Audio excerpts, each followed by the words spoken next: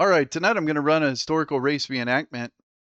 I posted on Reddit a few days ago, and Sir Billiam Corgan, awesome name by the way, said, "Not sure if you're taking requests or suggestions. I don't think everyone's ever made a request, but ever since I found your channel, I thought it'd fit so well if you did a season as Johnny Benson. Once you get into the late 90s, early 2000s, you kind of look and drive like him a little bit." I think it's the glasses that make the resemblance, but I'll take that as a compliment. And it'd be neat to see that Roush 26 of Abilene 10 get better results like they deserved. I totally agree. I always liked Johnny Benson, and he did deserve some better results and even in the 30 car, man, he should have won the Brickyard 400 in 96. So I figured I would do the 2002 Pop Secret Microwave Popcorn 400 at Rockingham. This was Johnny Benson's only victory in the Cup Series. All right, so this is the car I'm going to be driving. This is the 44 car. It had a few different drivers, and for this race, Greg Biffle was in the car. So Greg Biffle, I think he had gotten his first start just a few races before this at Richmond, filling in for Bobby Hamilton, and he did pretty well. So he got this ride for maybe just one race or maybe 2 races, 3 races, something like that, towards the end of the 2002. So I'm going to be driving as Greg Biffle. I like him because he raced in the Tucson in the winter heats in Tucson, Arizona, a whole bunch, and I'm from Tucson, or I'm from the Phoenix area. All right, so first we got Steve Park, Rusty Wallace, Mike Skinner. Mike Skinner had a really good run in this race. Terry Labonte, Mark Martin, Casey Atwood, Dale Jr., Bill Elliott, Hermie Sadler. I don't know about this paint scheme. It's a little busy for me, but this is the exact car he was running in this race. Johnny Benson in the 10 car. And I gave Johnny Benson the same ratings as Mark Martin, so he should be running up front, and he should have a chance to really win this race. Brett Bodine, Ryan Newman, Mike Wallace, Michael Waltrip, Matt Kenseth, Bobby Labonte, Jeremy Mayfield. Tony was running for the championship. He was in the points lead, so they were highlighting him a whole bunch during the race. Elliott Sadler, Ward Burton. Ward Burton, they interviewed him after he was in a wreck, and he said on live TV, the car ran like shit all day. It's pretty funny. It's always funny hearing like Alan Bestwick get all nervous, like, oh, what do I say?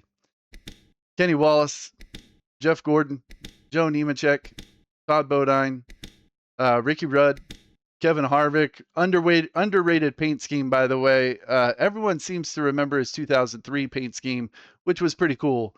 But I always like this one too. Just that silver and black looks awesome. Jeff Green, Robbie Gordon, Ricky Craven, Ken Schrader, Jamie McMurray. So Sterling Marlin had a really good season going, but he got injured at Kansas, and so he was out for the last few races of the year. So Jamie McMurray filled in for him and won his second start in this car at Charlotte.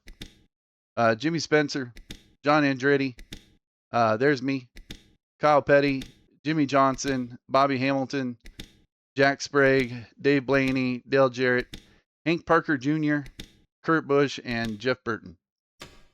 And that's all 43 cars that were in this race. All right, so this is the default Rockingham, doing 100%, 393 laps. There were 43 cars in this race. I'm doing it on 99%, realistic. And I on the TV broadcast, they said it was clear in the mid-50s, so I'm going clear 55. And I'm just using the default qualified fast setups.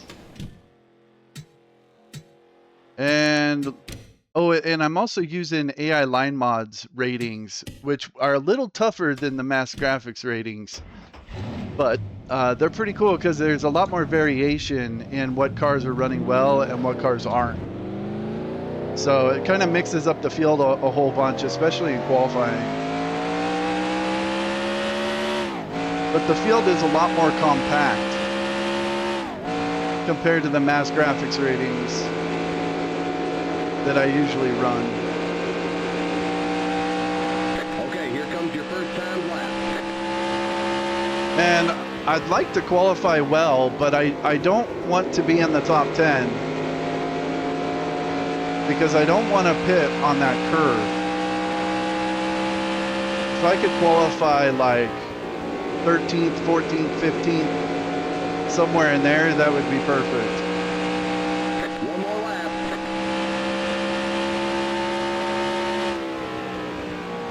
Whoa, whoa.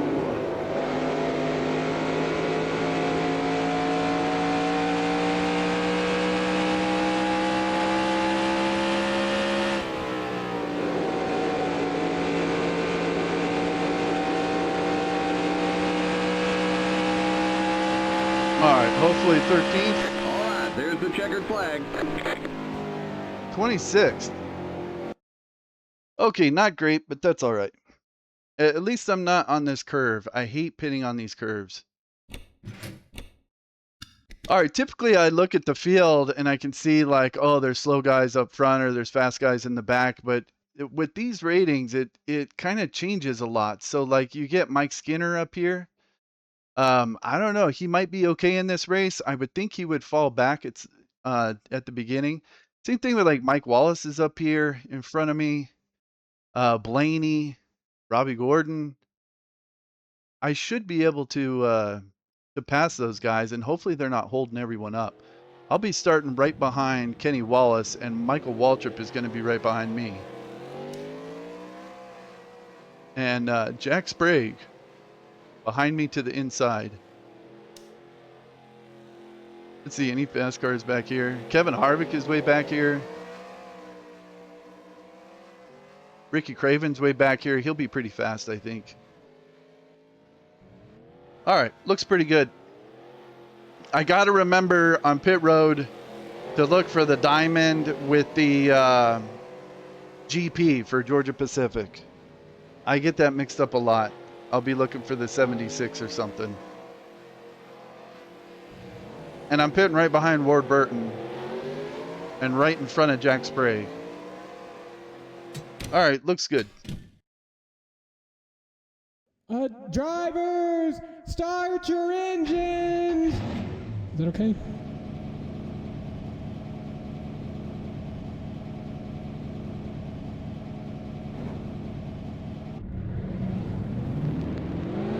They always bump you a little bit getting going on pit road here. I don't know why. Michael Waltrip giving me a bump.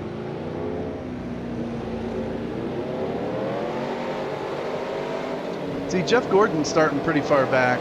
I would think he would make his way forward. Same thing with Mark Martin and Jimmy Johnson.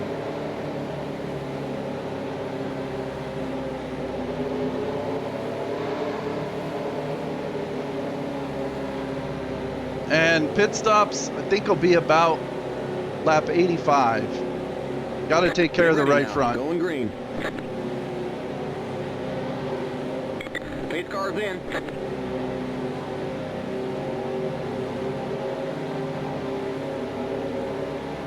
Green flag, green flag. Green, green, green. I think I can get down right here.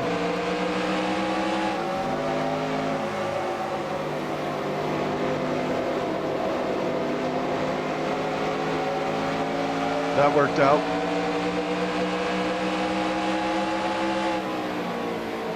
Car outside. Okay, see Mike Skinner stuck on the third lane on the outside.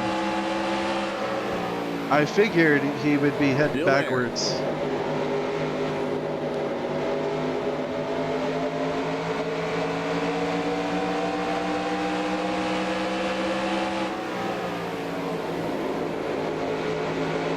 Clear. Car outside.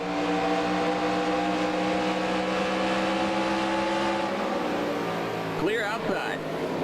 Car outside.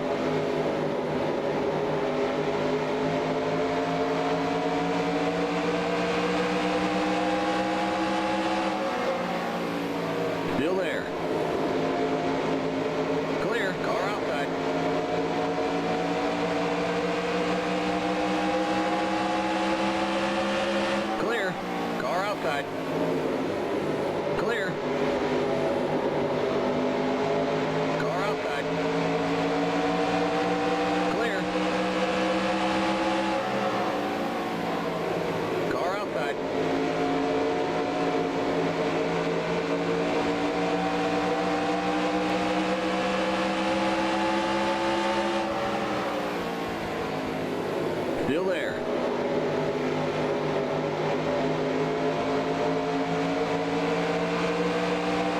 Craters all over my bumper. I think Ward is getting hung up behind the 14 here a little bit. Clear. Outside. Still there.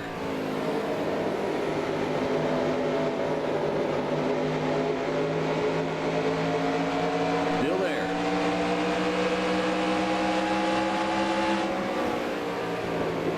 Clear.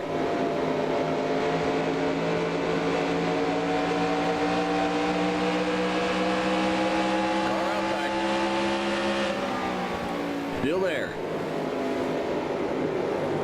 Clear.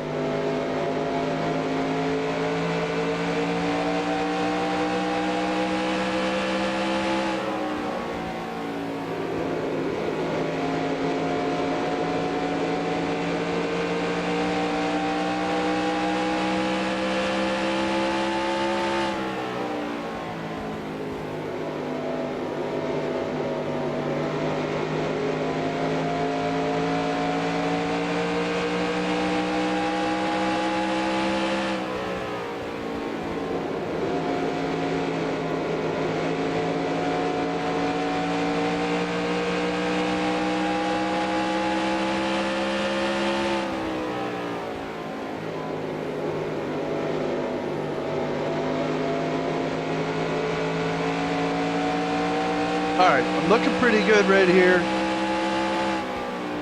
Got a little spot to run. And I think I'm probably faster than a couple of these guys up front. Like maybe Bill and Robbie Gordon and Dave Blaney. I'm pulling away from all the guys behind me.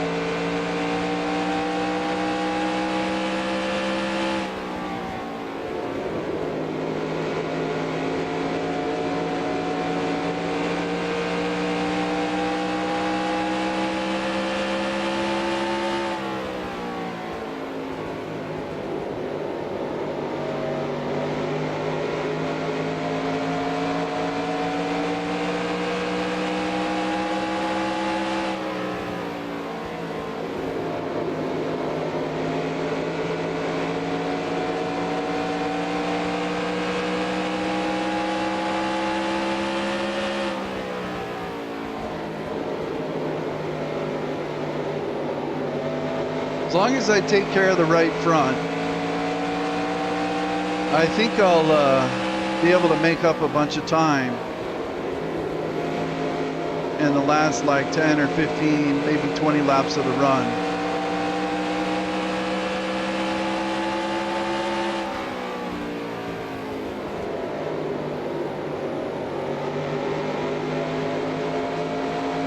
So I think it's okay to just kind of chill here for right now, though Bill's looking a little slow. I should probably get around him.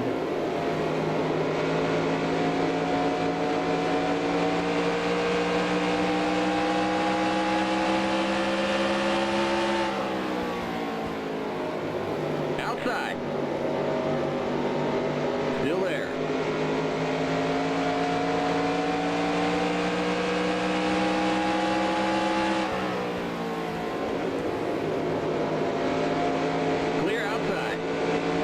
Oh, and I don't know if I said, but this is the default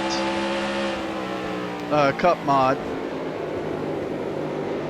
I was missing a lot of cars in the Cup 2000 mod for this race. And the Cup 2000 mod has some issues with the damage modeling, where it's hard to tell who has damage and who doesn't. So I decided to go with this mod. The only paint job I didn't have was John Andretti. He was in a special Pop Secret paint job, and I just couldn't find that car.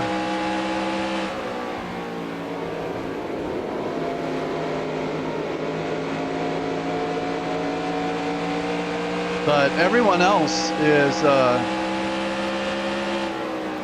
pretty much exactly how it looked for this race in 2002.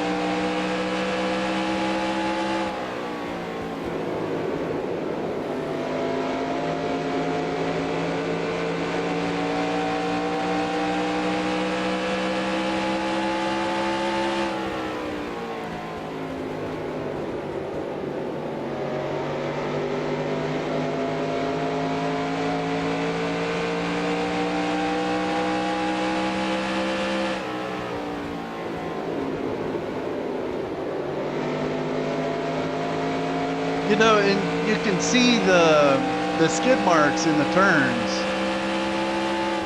When they disappear, that means I'm laying new ones. So I don't like seeing those skid marks disappearing.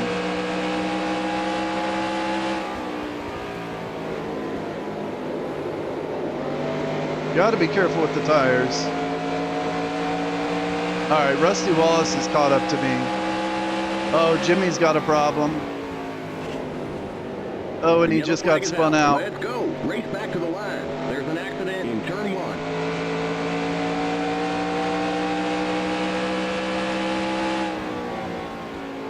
Jimmy Johnson had a tire suspension failure, Road is closed. and Rusty Wallace hit him. Okay, we're under caution. Catch up to the end of the pacing line. Stay behind the 31 car.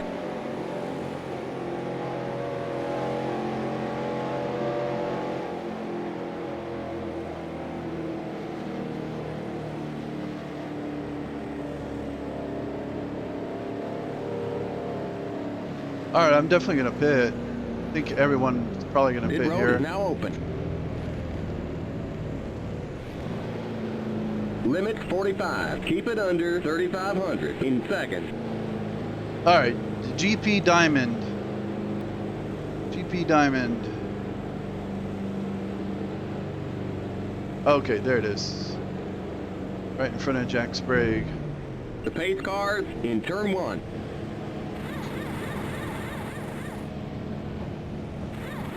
The pace cars in turn 2.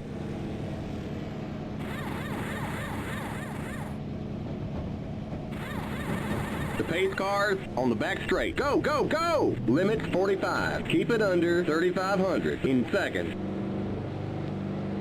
You know, with qualifying there being a lot more variety, there's going to be a lot more variety on pit road. Like the 14 was coming in pretty late there. The pace cars in turn 3. Okay, you're clear of pit lane. Stay behind the 9 car. Bill beat me off pit road. You know, like Ward Burton came in after I was already stopped. With the mass graphics ratings, it's qualifying is very like consistent. Like the fast cars are up front, slow cars in the back, and so it makes pit road very like orderly.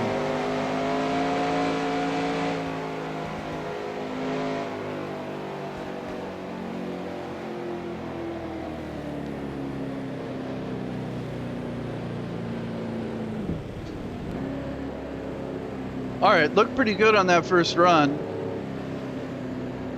Just take care of the tire. Take care of the right front.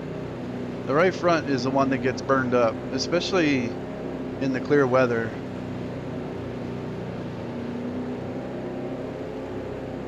And I don't think is anyone a lap down. Yeah, Rusty. Oh, Jack Sprague is out. Okay, well that's gonna make it a lot easier for me getting on pit road.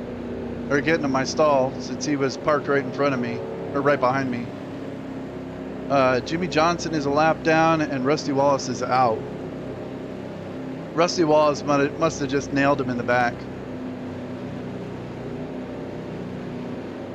So there will be one car on the inside line here. We're going green next time by. Okay, we're on the lead lap. Stay on the outside line. Stay behind the 9 car on the outside line. Where is Johnny Benson? Okay, Johnny Benson's in 6th. And that's about where he ran for most of this race in real life until the last long run. That's when he ended up catching up to leaders and getting in front.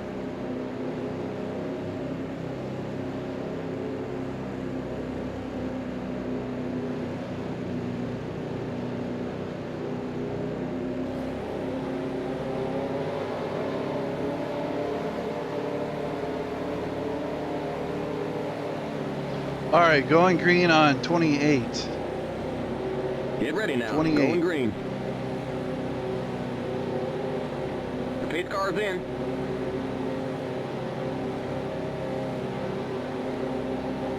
Green, green, green.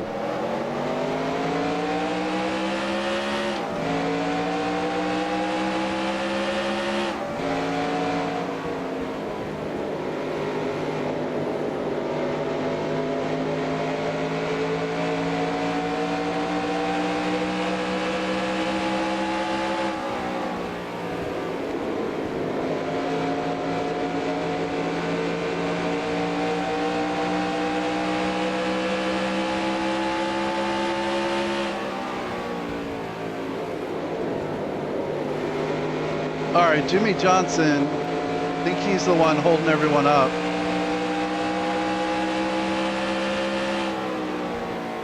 Okay, Johnson's on the outside. Watch out for him the whole rest of the race.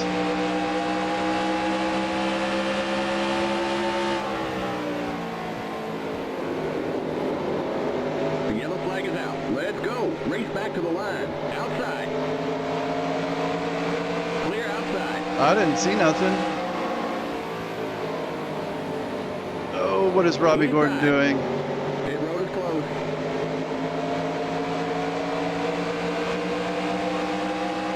Still there.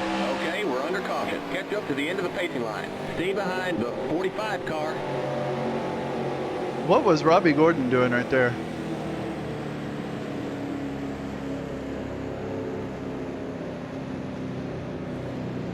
Looked like he was trying to pit or something. All right, well, I'm gonna pit. Pit road is now open. Keep it under 45. Keep it under 3,500 in seconds. Past the 29 car.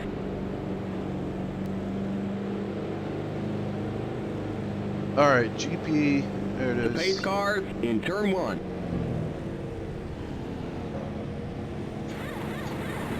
Looks like The some pace guys aren't cars gonna in pit. turn 2. Wait, something's wrong. Come on, you guys. The lug nuts wouldn't go on right. The pace cars on the back straight. Go, go, go! Keep it under 45. Keep it under 3,500 in seconds.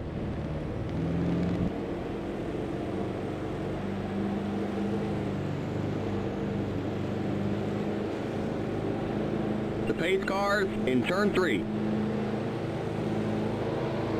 Okay, you're clear of pit lane. Sorry, buddy. I know you can make it up on the track. Stay behind the 45 car.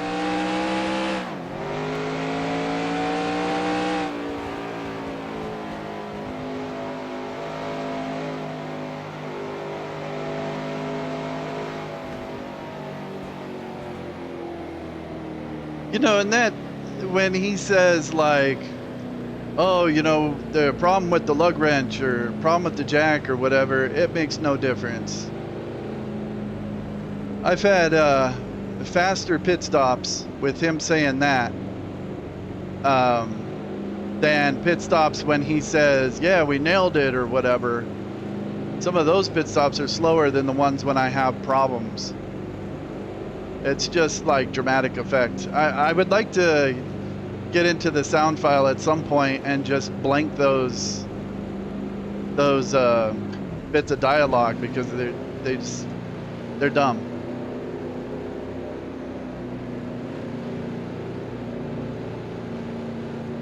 All right, so Kevin Harvick did not pit. Michael Waltrip didn't pit. Dale Earnhardt Jr. I'm guessing he didn't pit. A few of those guys up there didn't pit. So even just like 3 or 4 laps, man, I think that's a bad idea. I think they may be holding some people up on this restart. Okay, we're on the lead lap. Stay on the outside line. Stay behind the 45 car on the outside line.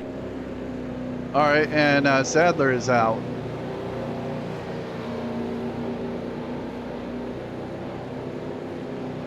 And I'm back to 24th because Robbie Gordon was acting all crazy in turn 3 and 4 and cost me a few spots. Coming back to the caution flag. All right.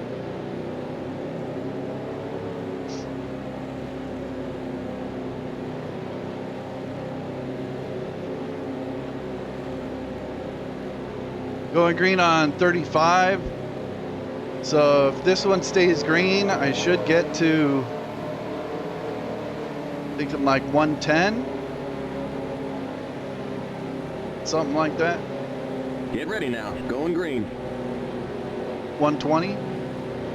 The pace car Yeah, is in. 120.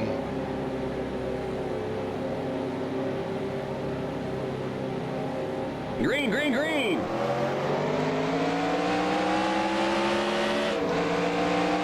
Mayfield gets the jump on me. Outside. Still there. Clear.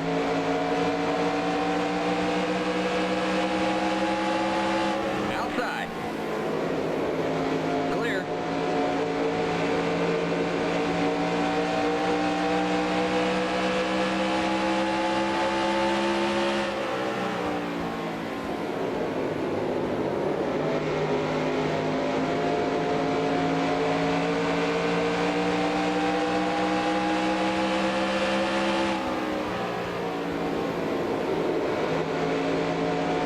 Car outside.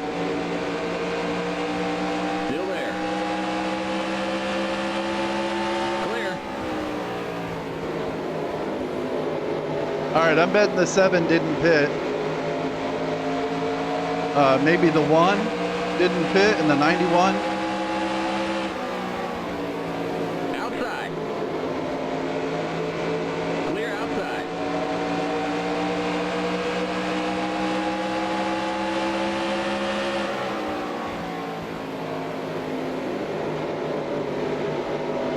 Outside.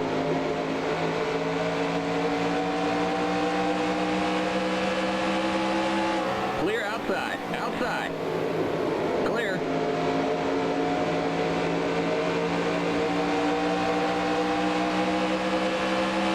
Car outside. Clear. Outside.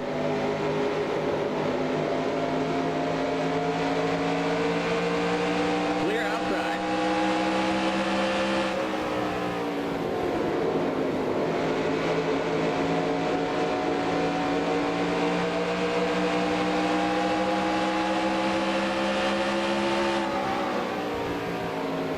Car outside.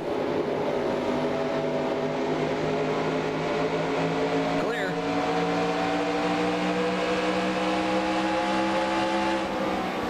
Car outside. Clear outside.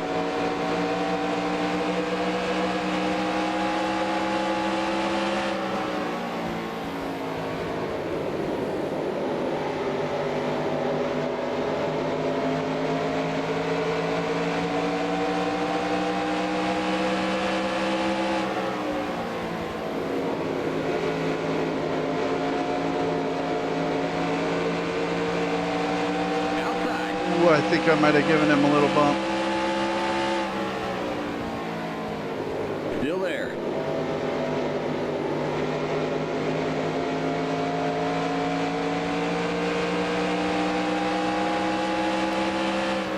Clear. Outside.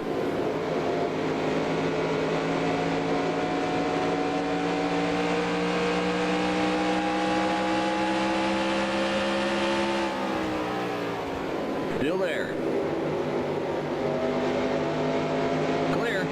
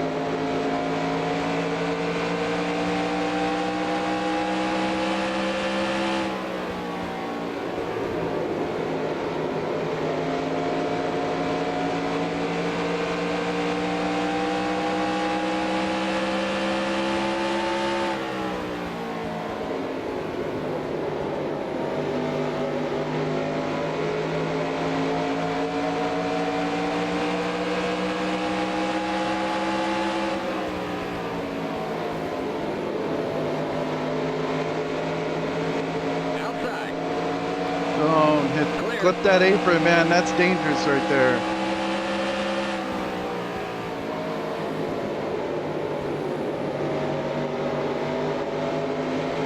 Outside. Clear.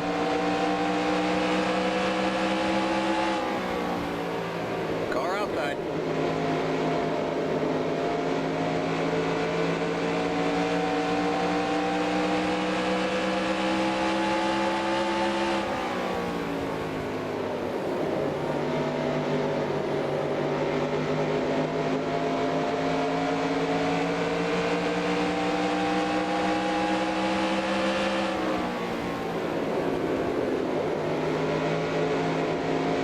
Clear outside.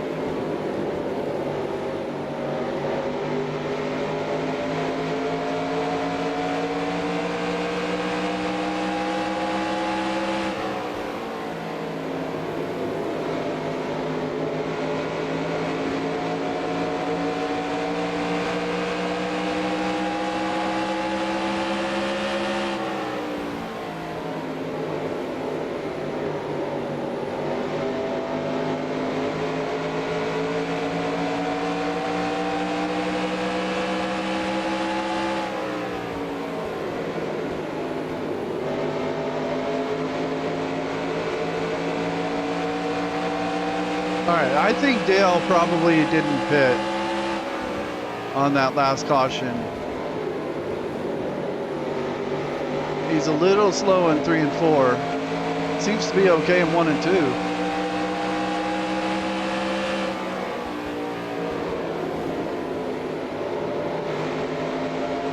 It's going to cost me a spot. Clear inside. Clear inside. Car inside. Still there.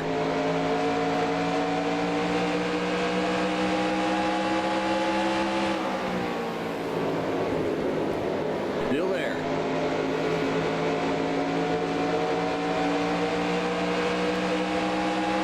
Still there.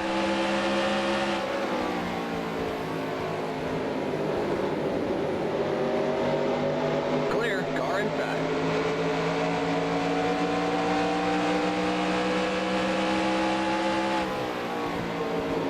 Clear. Car inside.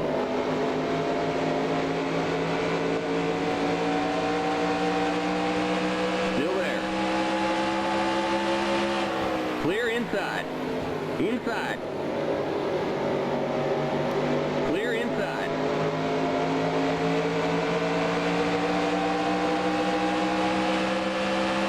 Car outside. Clear outside. Man, just barely got out of the groove and it cost me 3 spots.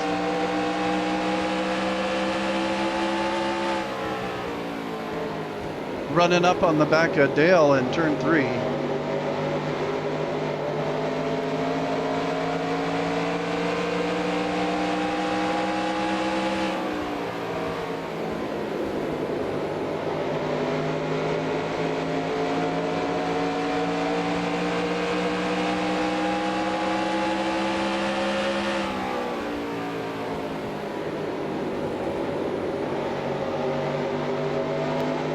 Bill couldn't get around Dale either.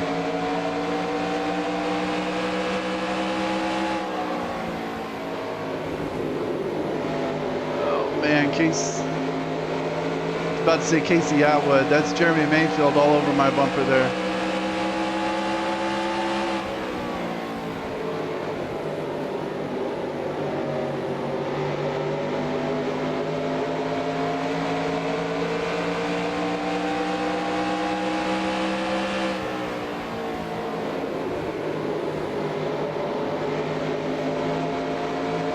Elliott Sadler couldn't get around Dale either.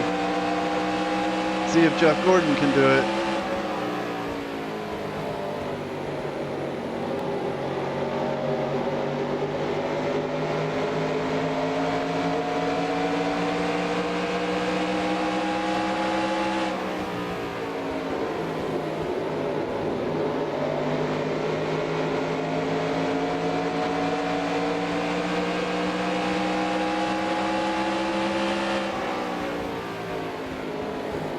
Outside.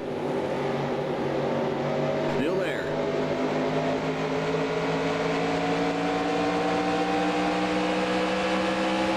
Clear. Outside.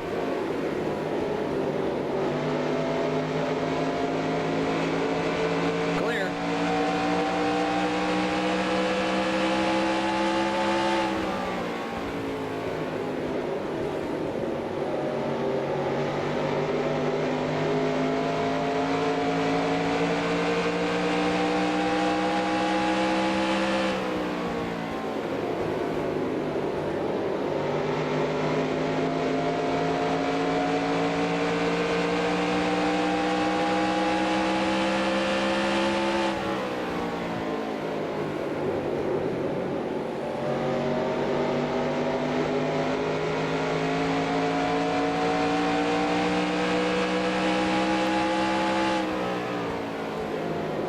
Yeah, and Jeff, it's turn 3, man. Dale is not very good going into turn 3. And so we just keep running up on him, and no one can pass him, even though I think the 4 cars behind him are faster than him.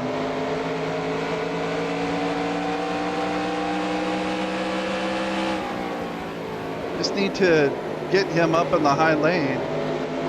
We can all get by.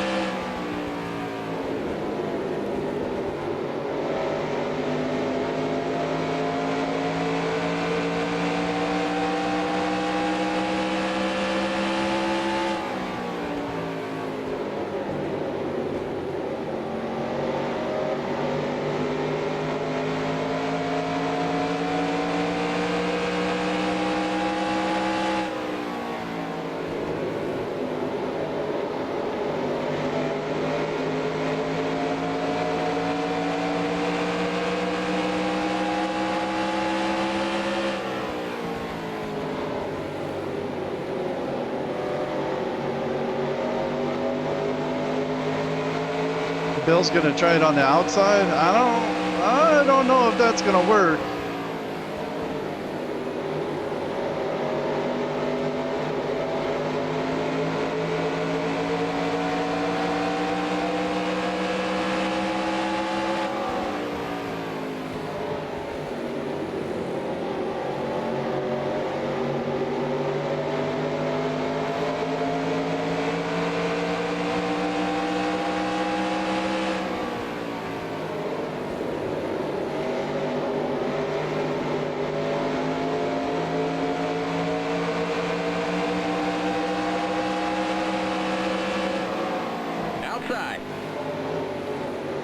Jeff will put him in the middle here. Still there. And now I got Sadler on my outside.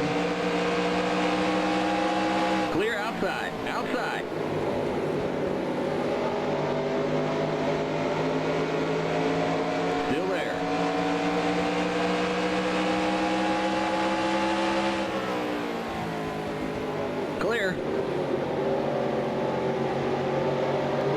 with the apron.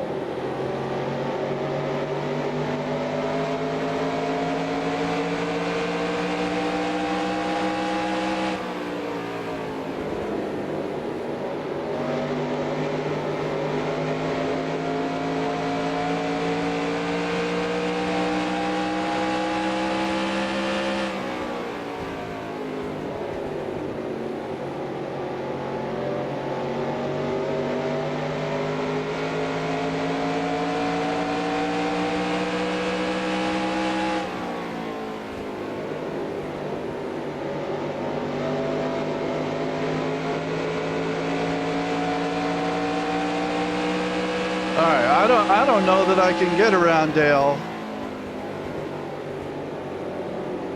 Maybe if I kind of sit back for a second, cool the tires off a little bit.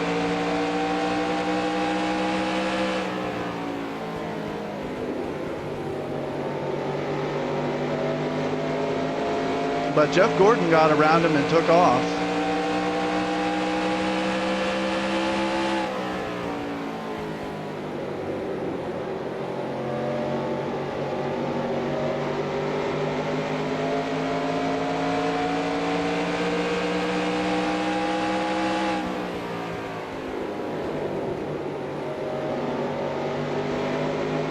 All right, I went green on 35. It's been 40 laps.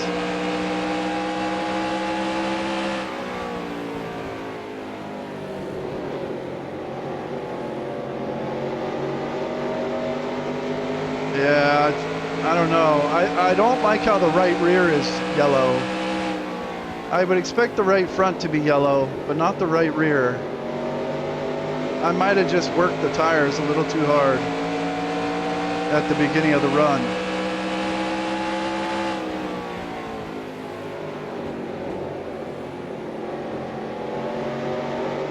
And trying to stay in front of the dudes who've been pressuring me, as these guys have been struggling with Dale up here.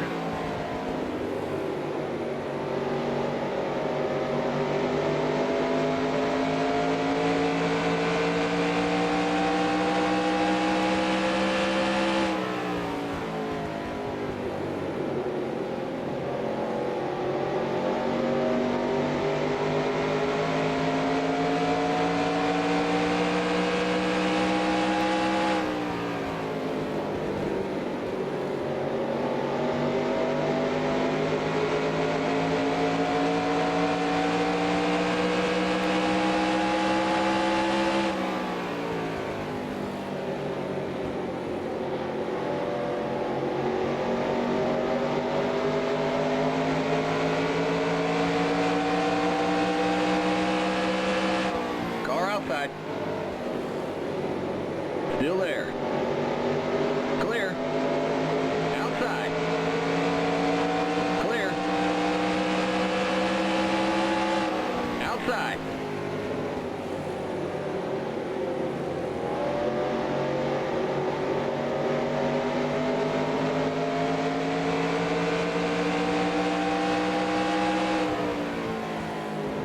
Clear outside. Finally.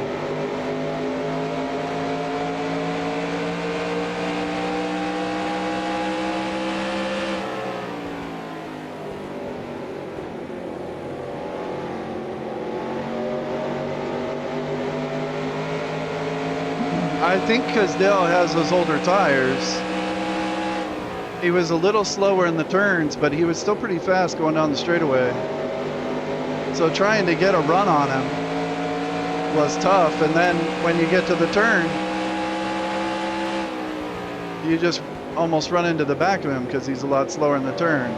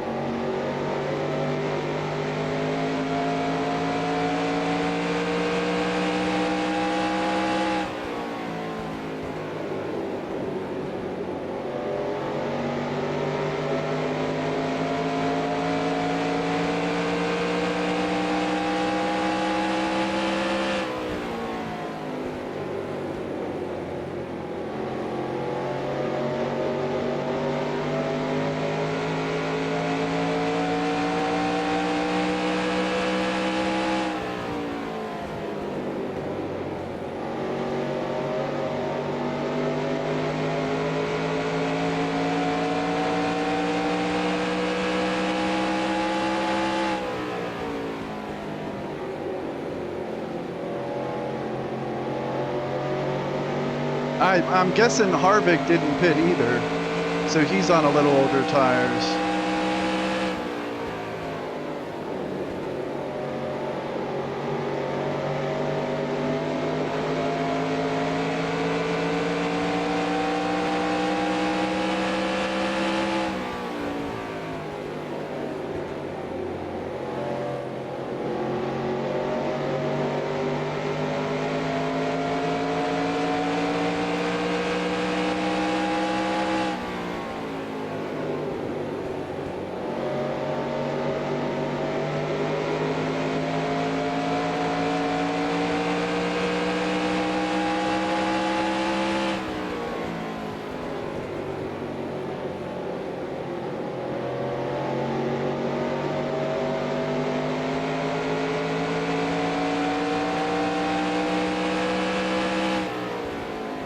Yeah, Harvick slowing down way early for the corner there.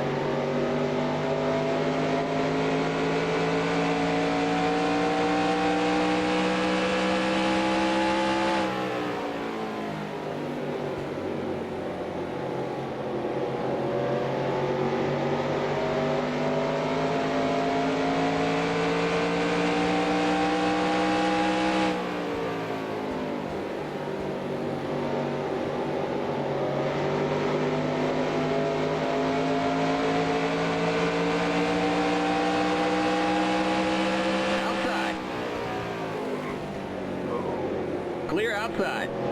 Little high. Locked up the tire a little bit, but worked out.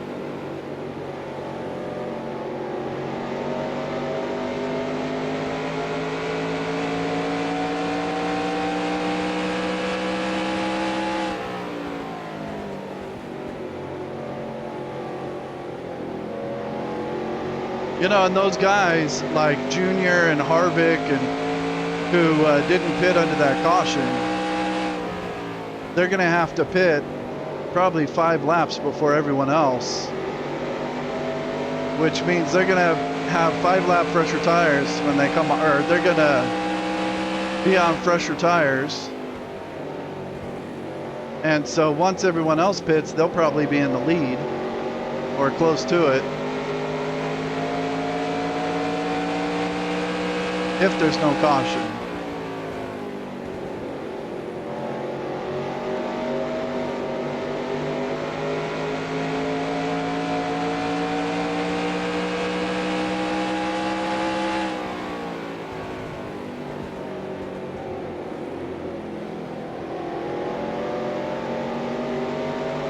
All right, I think I worked the tires a little too hard on that restart. We're getting down to the end of the run, so hopefully I can start making up some ground on some of these guys. But the car is feeling really tight right now. And Elliott Sadler is catching me.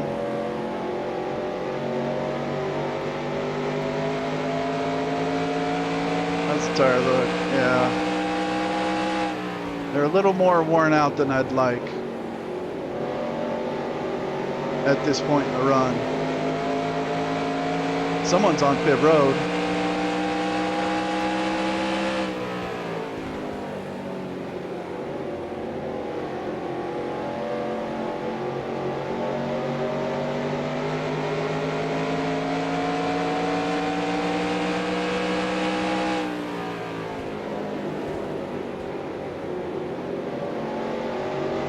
And Schrader is right behind Elliott Sadler too.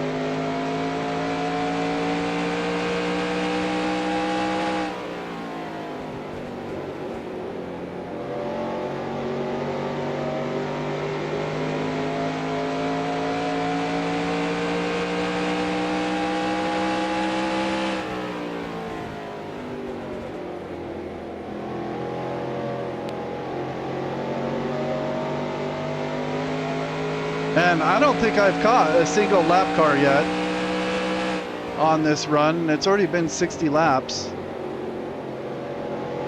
With the mass graphics ratings, we would have already lapped someone like twice. Like Loy Allen would already be 2 laps down in this race, or just on this run.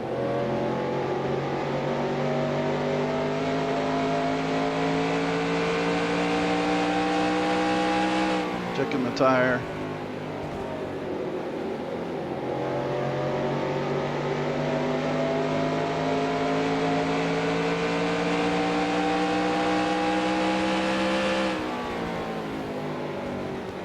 Okay, it's getting pretty late in the run, and I'm starting to catch some of these guys.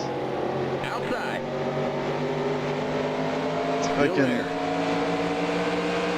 keep Johnny Benson. You're on the bottom, 3 wide. Behind outside. Hank Parker.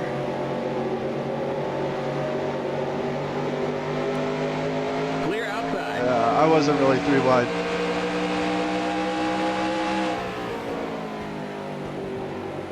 Johnny Benson not running as well as I would think with Mark Martin's ratings.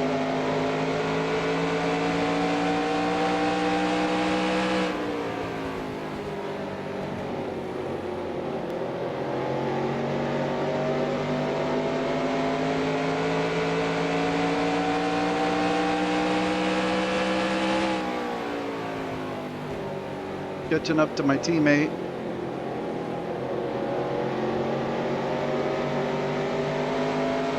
All right, I think I said it. We went green on 35. All right, I think people are going to start pitting here any lap.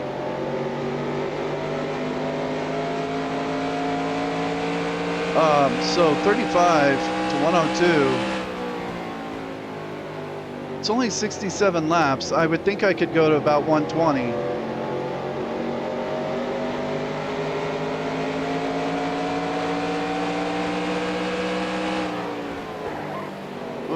Inside. I was looking at Jarrett in my mirror because he's on fresh tires, flying by everyone. And I almost ran into the back of Kyle Petty.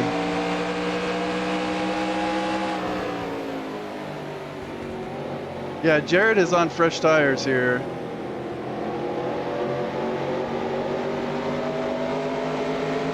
Trying to keep myself from getting run over, and I almost ran over Kyle.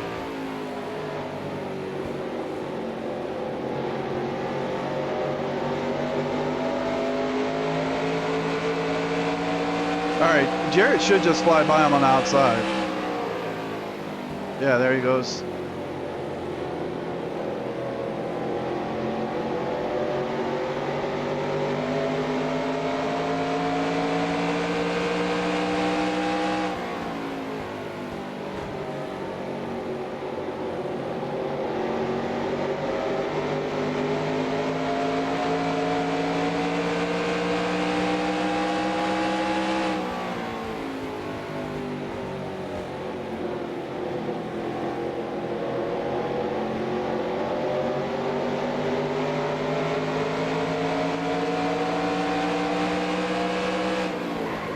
Outside.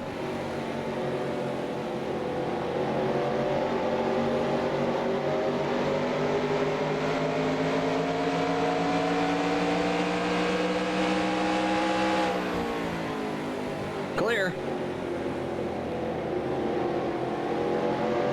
All right, I think the 7 was a lap down.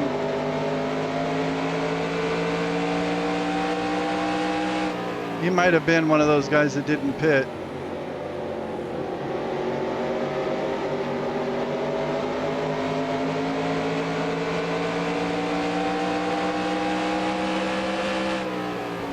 Outside. Clear.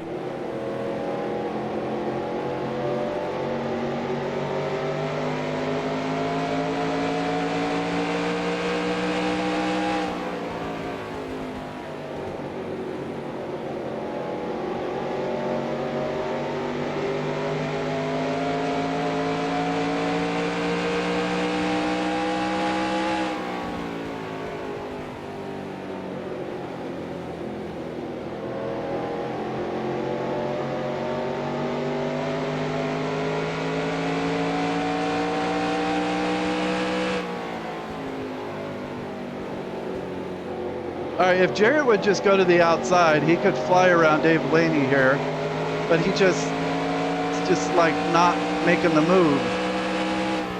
He's just kind of looking. All right, I'll force him to the outside, and then he'll go around. Clear outside. All right, perfect.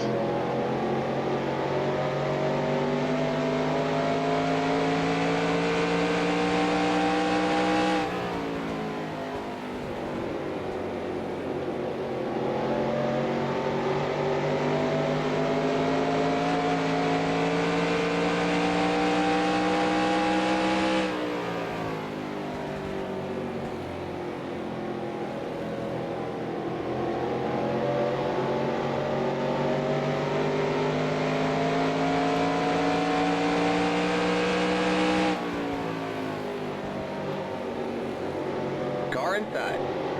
Clear inside.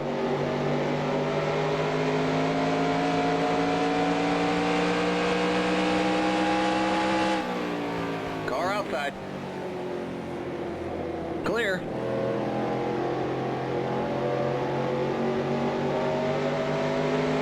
All right, my car is definitely better on the longer run.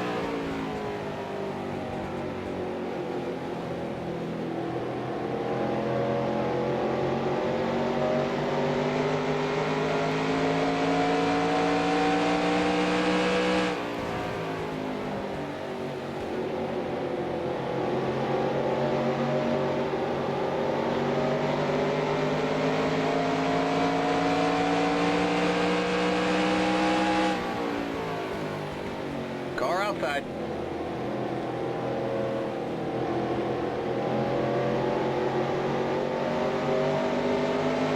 Clear.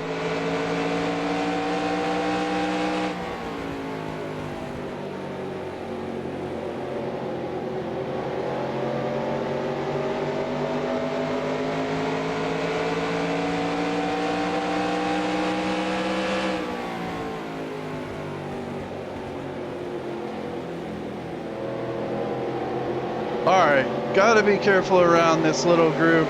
These guys should be pitting within the next 5 laps. Okay, someone's pitting right now. It's Gordon. Inside. Clear inside.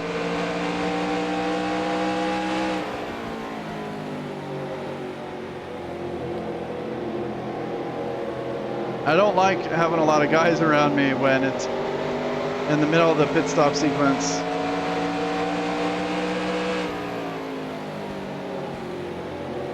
You can have some really goofy behavior.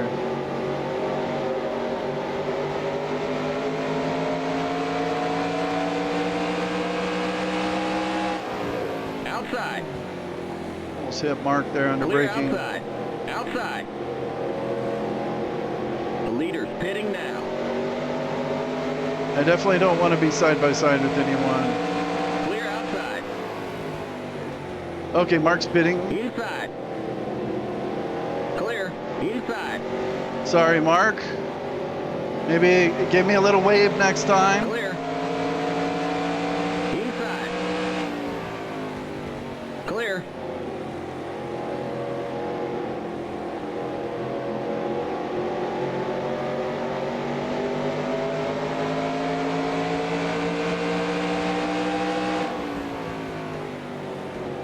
How's Inside. my tire look? My tire still looks okay. Clear inside. All right, and now we got guys on fresh tires flying around. Outside. Clear.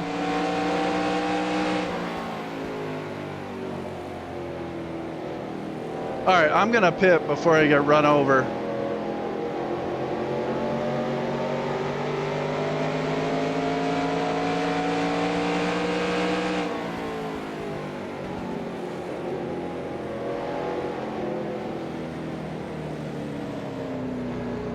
Keep it under 45. Keep it under 3,500 in seconds. Watch out for Hank Parker here. Get out of the way. All right, GP. Right here. Wait, something's wrong. Come on, you guys. We had a problem with the jack.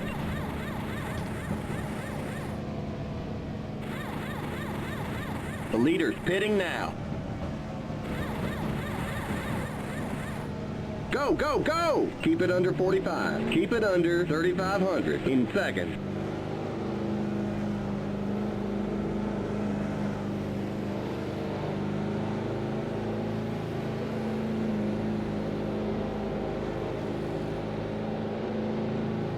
Okay, you're clear of pit lane. Sorry, buddy. I know you can make it up on the track. The leader's pitting now.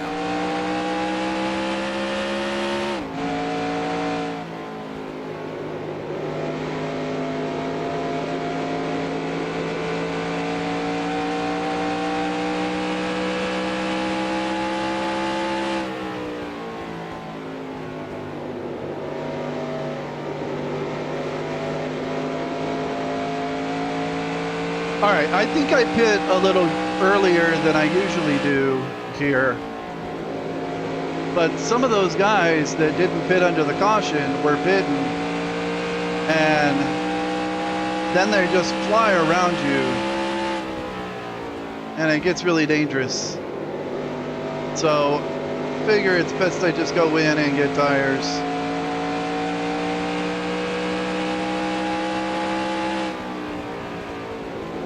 Just to keep from getting run over.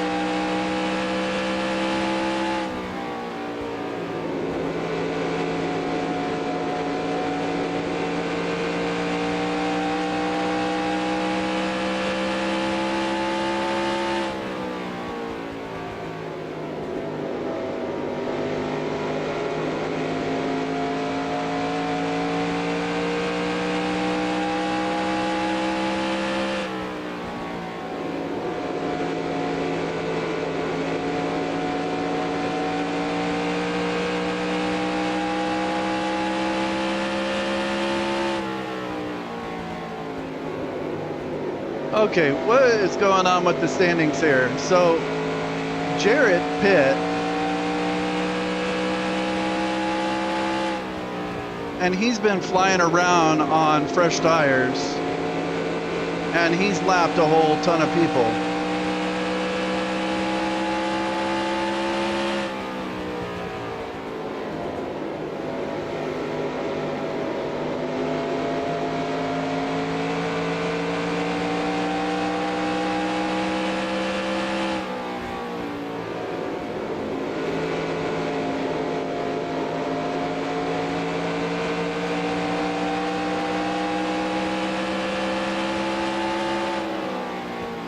Outside.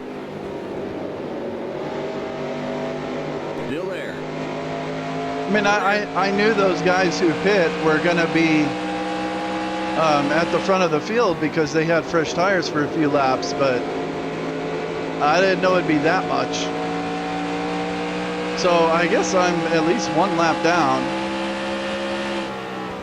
Though Jarrett is now on much older tires, so people should be passing him and getting their laps back. But where's Jarrett at? Okay, let's... Leaders at the start-finish line. Now. Okay, so he's about a third of a lap ahead of me. So I need to catch him and get my lap back before a caution comes out. And he's on old tires, so I should be making progress on him.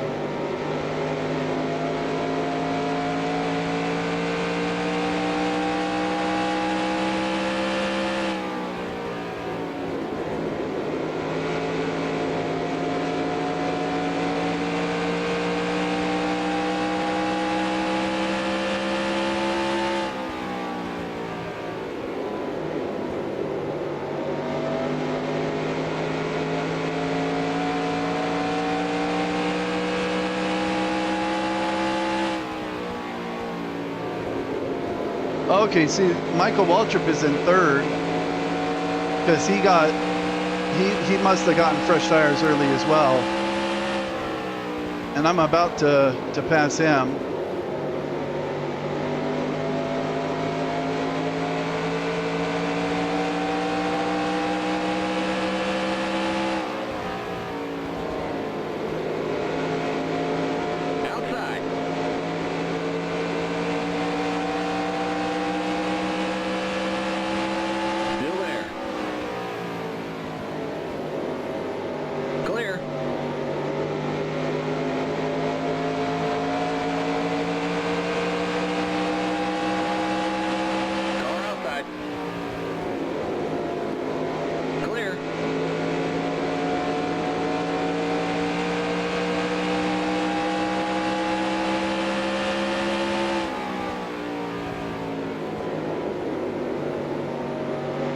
So Stewart,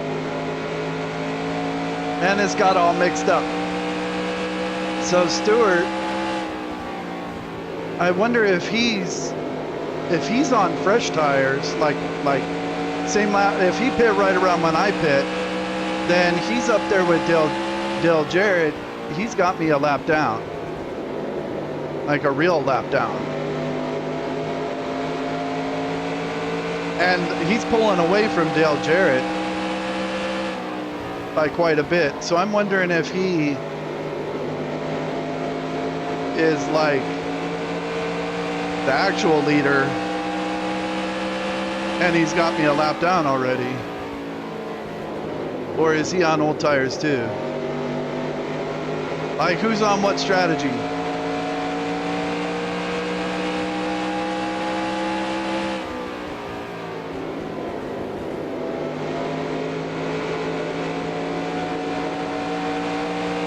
I'm not sure.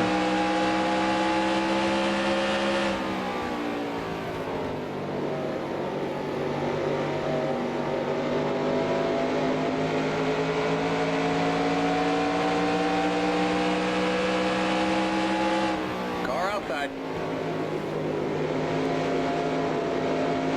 Clear outside.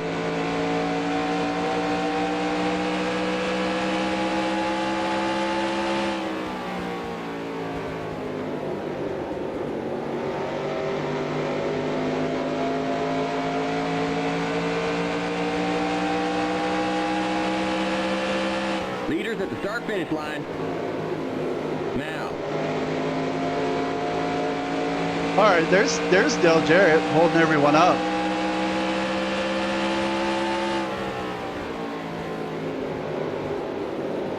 This might be a little tricky. Hopefully they can get him on the outs. No, he's kind of hugging that bottom lane.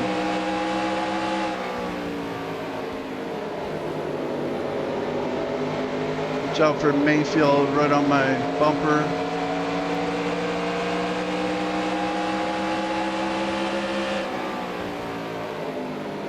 Outside.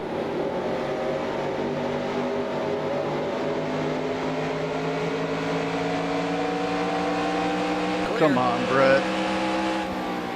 Outside. Clear. Outside. Clear outside. Outside.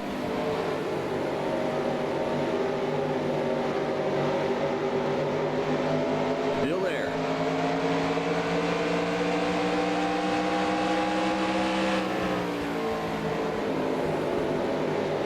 Clear outside.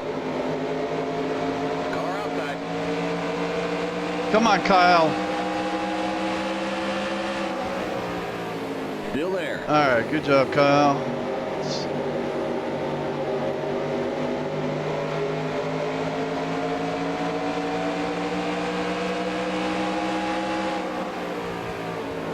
Clear.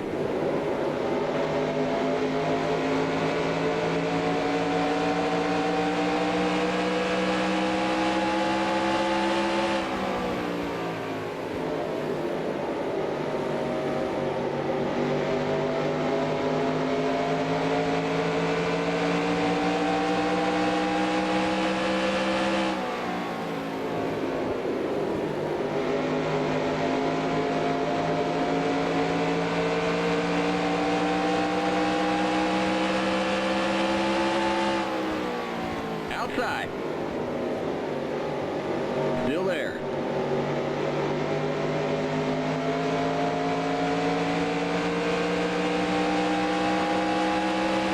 Clear outside. Car outside. Clear outside.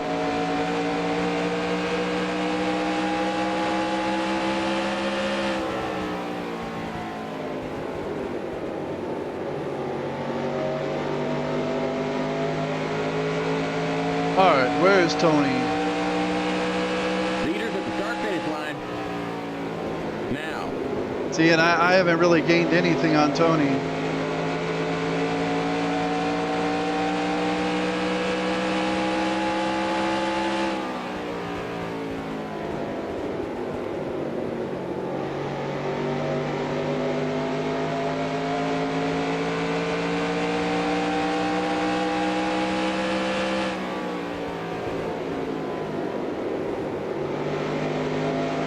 And Tony is lapping people. Who did he just lap? Ricky Craven?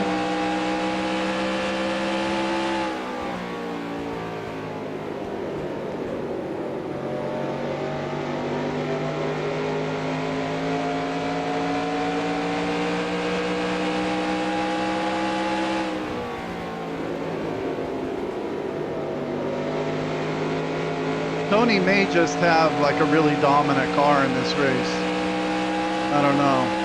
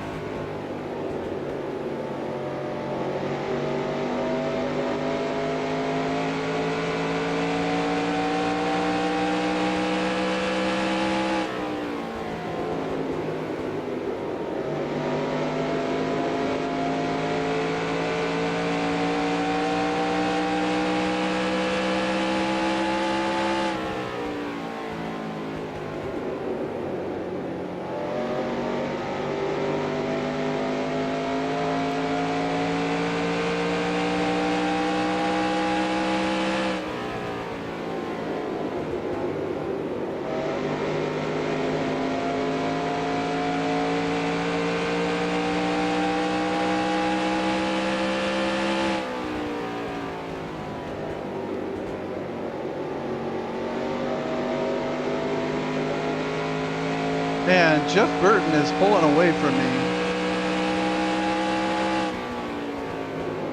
And I'm in 18th. I swear before the pit stops I was in like 12th, I think. I didn't think my pit stop was that bad or anything.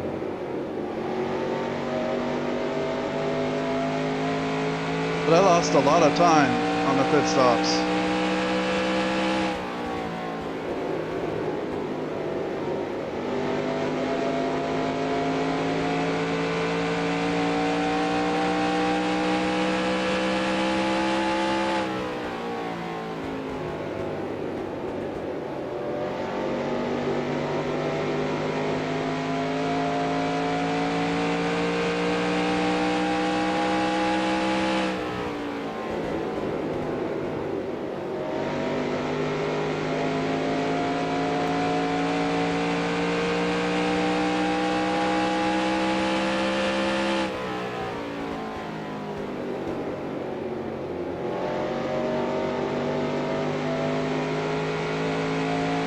Okay, Joe Nemechek is looking pretty slow.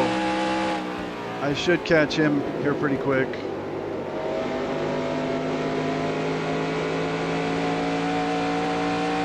I'm pulling away from Mayfield by quite a bit now.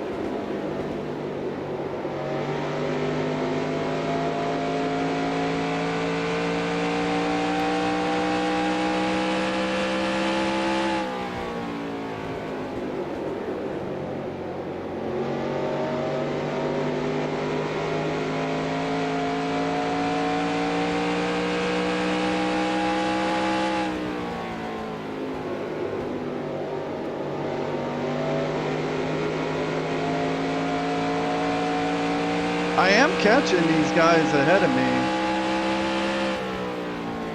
Like, I see oh, okay, that's Jimmy Johnson. I thought that was Mark Martin. Then Terry Labonte and then Harvick. I don't know if they're a lap down or if they're spots. I guess we'll see in a sec.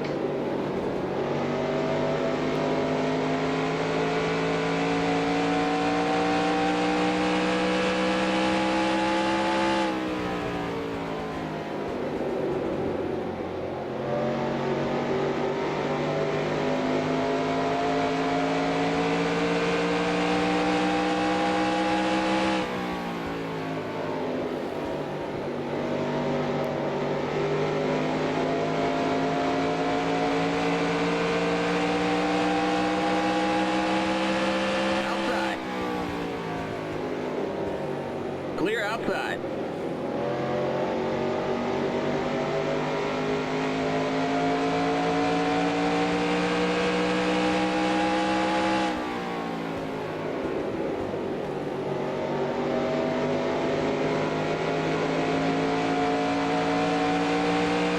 That tires look.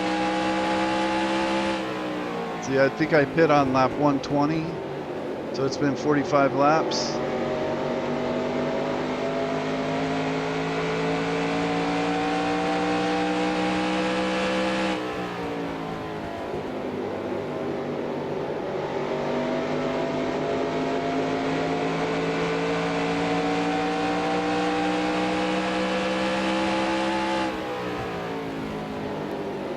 All right, looks like Jimmy Johnson and Terry Labonte are both a lap down. To me, anyway. Outside. Clear. Outside. Still there. Clear outside. Harvick is a spot, though. I'm looking a lot faster than him right now. Oh, and I see Tony Stewart up there. Outside. On the outside. Clear. Car outside. Clear outside. Is he still the leader? I think he is, and he's getting passed by everyone.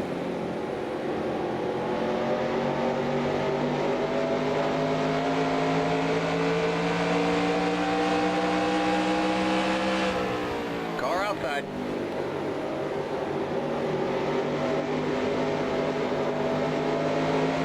Clear outside. Leaders at the start-finish line.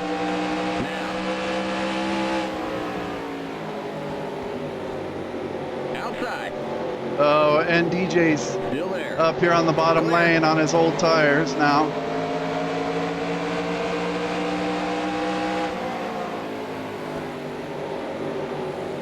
Oh, come on.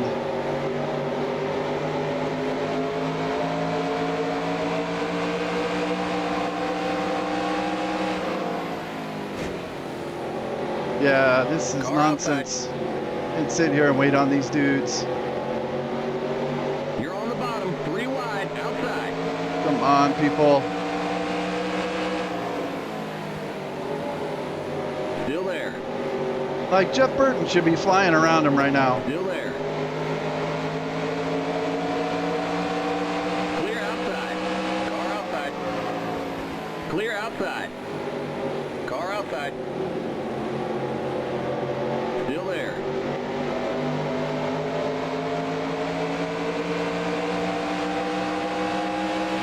Clear outside. Clear outside. I dive bombed Jared and Ryan Newman there.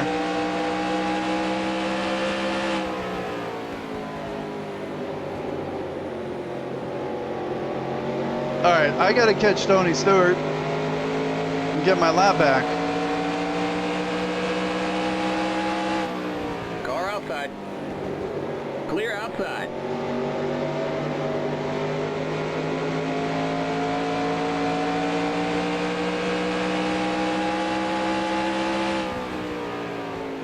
Yeah, Tony's just got a huge lead here. But I think I'm catching him. I think I'm a little faster than him right now.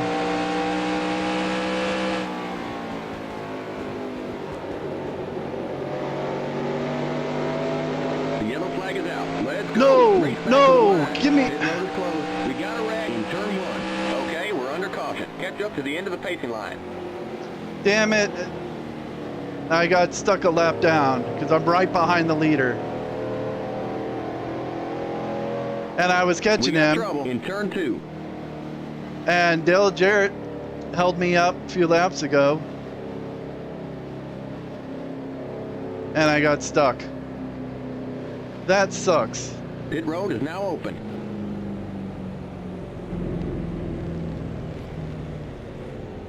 Can I pit? Keep it under 45. Keep it under 3,500 in seconds. The pace cars on the front stretch. I guess I can pit this time? Even though I'm technically a lap down? Alright, whatever.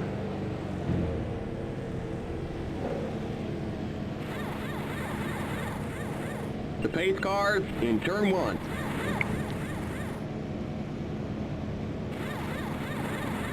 The pace cars in turn 2. Go, go, go! Limits 45. Keep it under 3,500 in seconds. The pace cars on the back straight.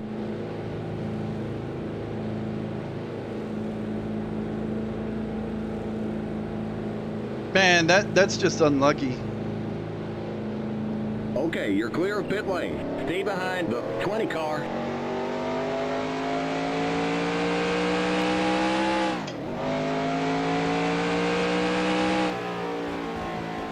I mean, you know, a couple more laps, I would have passed Tony, and then they could have thrown the caution. But I guess Ken Schrader did wreck, so. Oh, are these guys going to be on the tail end of the lead lap?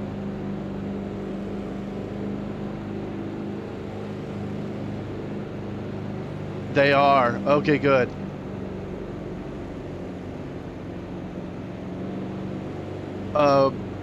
Okay. John Andretti, Mark Martin, Bill Elliott, Robbie Gordon, Jeff Burton, and Ricky Craven. Okay, so these 8 cars are going to be on the outside, and they're all on the tail end except Tony. I'm going to restart first in line on the inside. So I may have a shot at getting my lap back here if it goes green and there's a quick caution. I'm basically going to be starting on the pole on this restart. And Tony's going to be behind all of these dudes. So I'm going to have quite a head start on him. And Jimmy Johnson is going to be right behind me, and then Terry Labonte right behind him. All right, I got a chance. We're going green next time by. Okay, we're on the lead lap. Stay on the outside line. Stay behind the 20 car on the outside line. Stay behind the 20 car on the outside line. Wait, why are they telling me to stay behind the 20 car? Let him by. Okay, I'm getting a little hosed here. I'm getting majorly hosed here. The game, I think the game, like, I don't know, with the way we took the caution, the game gets confused and thinks that I'm like in second place or something. Really, I should be up there in the front of the inside line. All right, well, we'll see what happens. Get ready now. Going green. Pace car's in.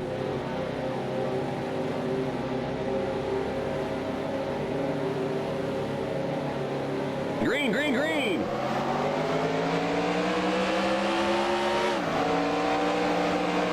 Outside. Here comes the leader. Still there.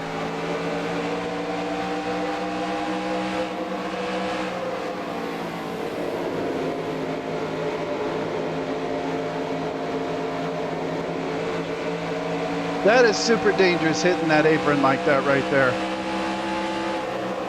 Here comes the leader. Clear outside.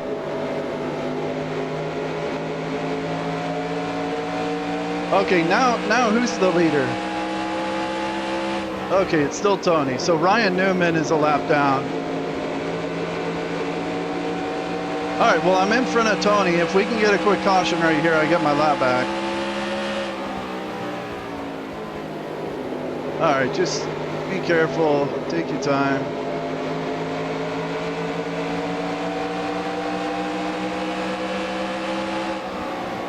Here comes the leader. Car outside. Clear outside.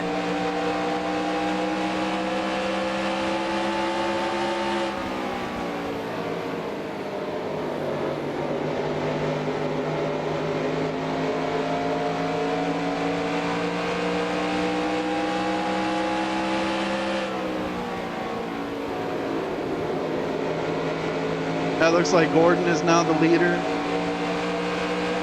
And I went back green on 178.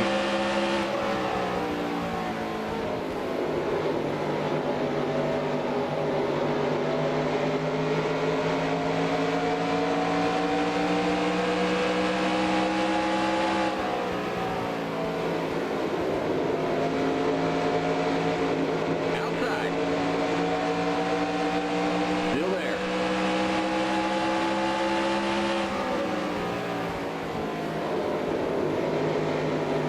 Clear.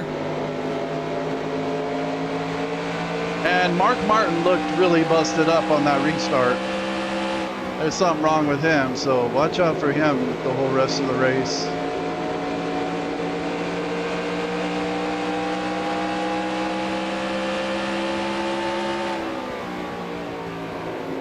Yeah, I'm not sure what causes that little glitch where the spotter told me to stay behind the 20.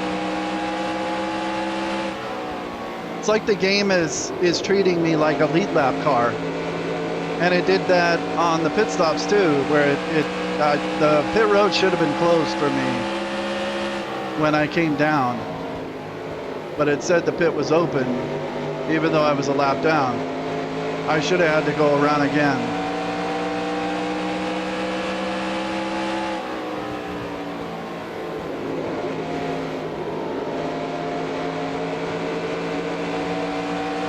Whatever. Lock in. All right, Jeff Gordon is now the leader. I don't see him in my mirror, so I've got a little buffer on him.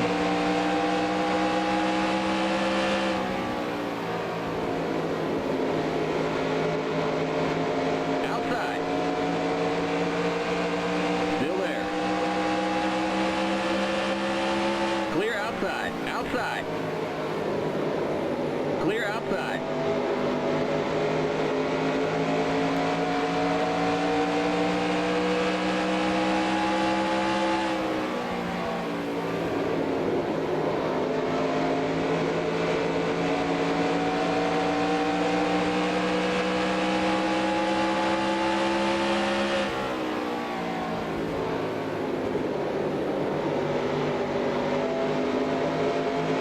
Car outside. Clear. Car outside. Clear. Car outside. Clear. Outside. Clear.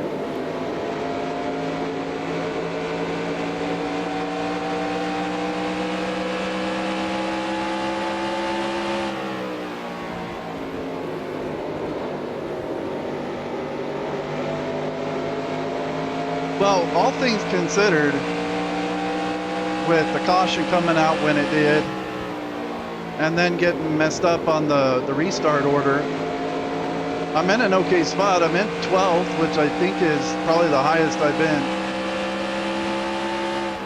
And I'm technically on the lead lap right now, so. And I don't see Jeff Gordon behind me. He's somewhere back there.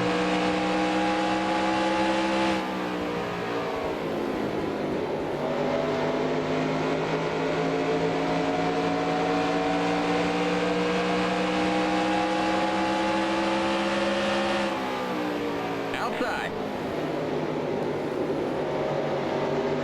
Still there.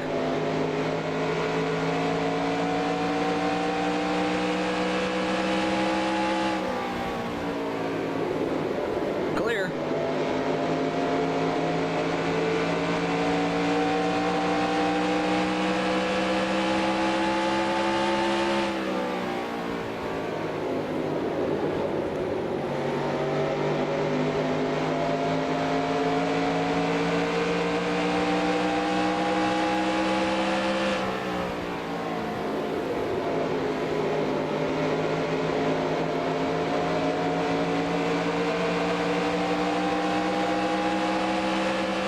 Outside. Clear outside. Car outside. Car outside.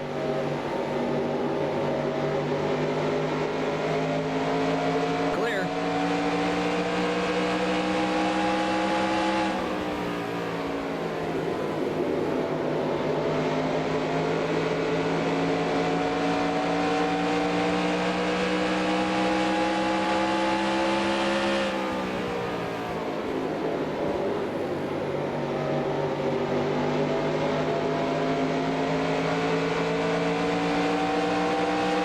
What's going on with Sadler? Outside. Clear I didn't see any outside. damage on him.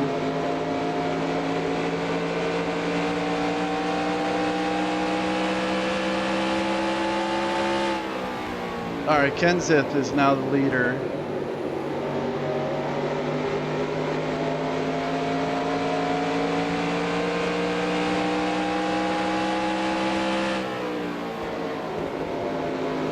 Car outside. Still there. There are the cross flags. We're halfway home. Halfway.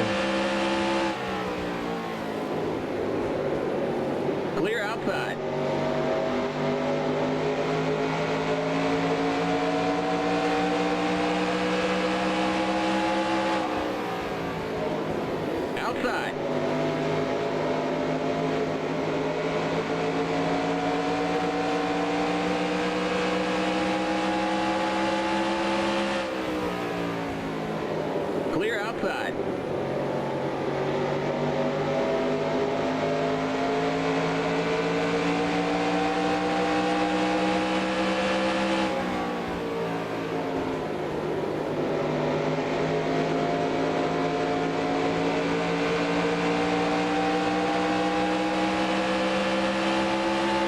Outside.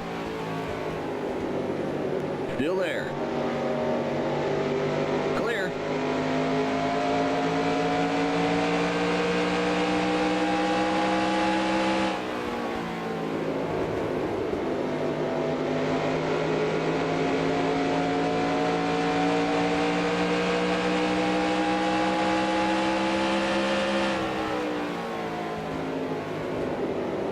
All right, I'm in the top 10. I'm in 9th.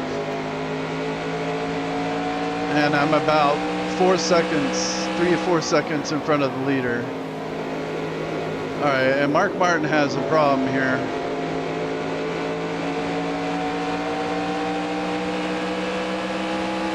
Outside. Clear outside. Mark Martin's got some kind of engine damage. He's gonna slow all those dudes up behind me.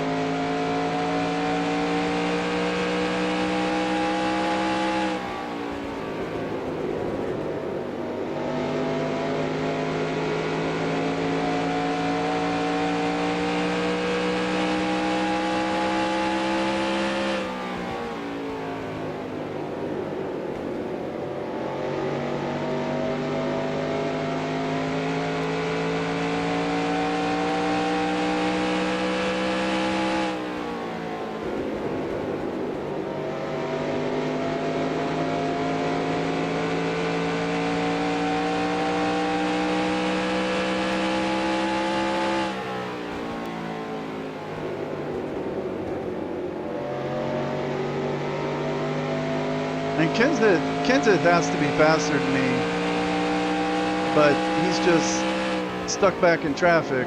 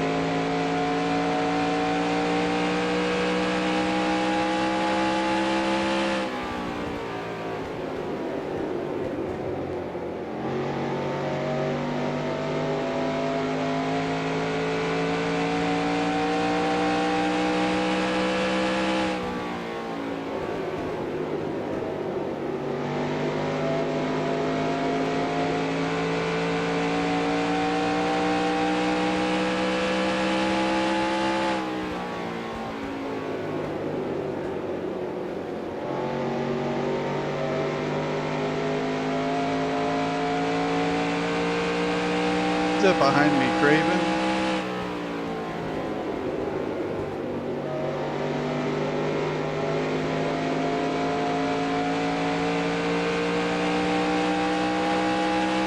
Yeah, I don't even see Kenseth there. So they're at least 5 cars behind me. All right, I think I'm looking okay for right now. I'd like to get a caution before those leaders catch back up to me. So I can get back on the lead lap or get caught up.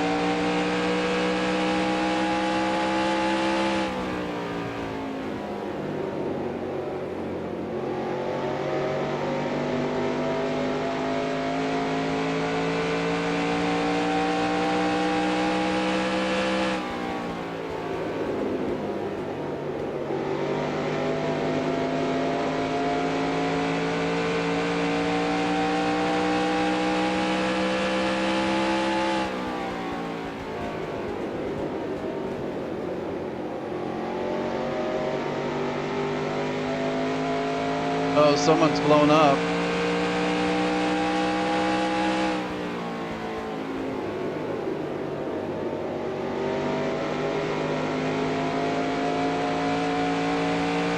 I didn't see who it was. I think it might have been Steve Park.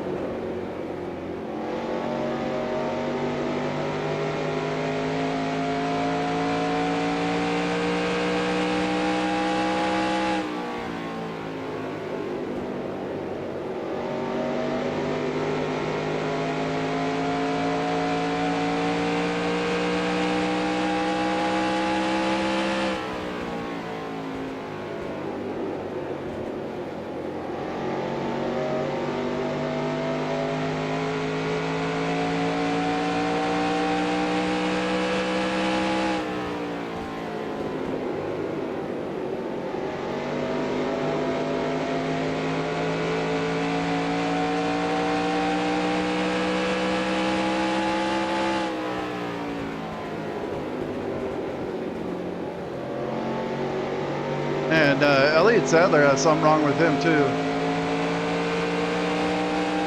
Car outside. Clear outside.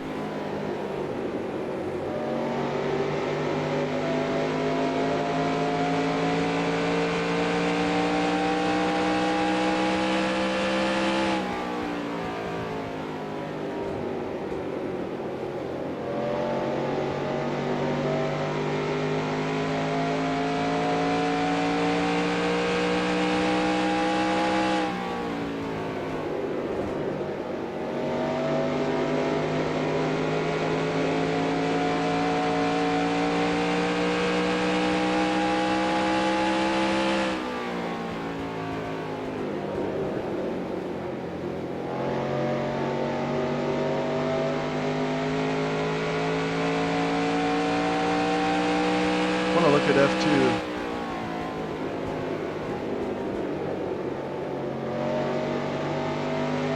All right, so the leader is catching me a little bit. Who's the leader? Okay, it's still Kenseth.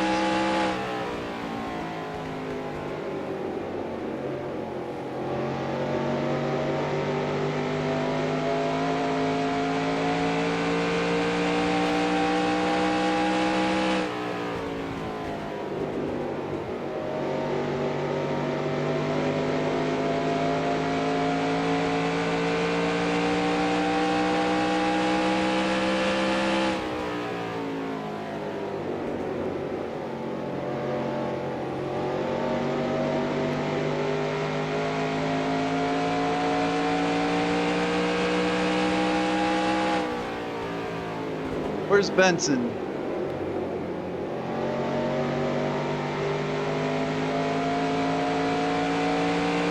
'17th.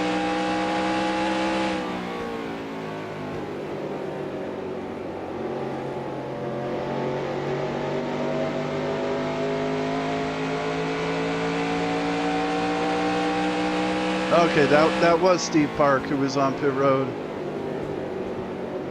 Mike Skinner's out, Schrader's out. I saw Schrader all busted while I was getting mad at the game for having a yellow right there and trapping me behind Tony.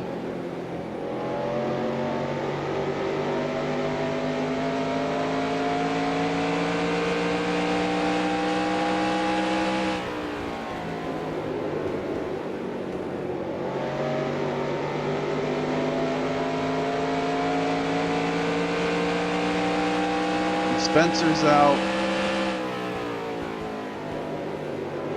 And Hermie Sadler. Rusty Wallace. Yeah, Jack Sprague. Alright, Ricky Craven has caught me while I've been looking at the menus instead of paying attention on my driving.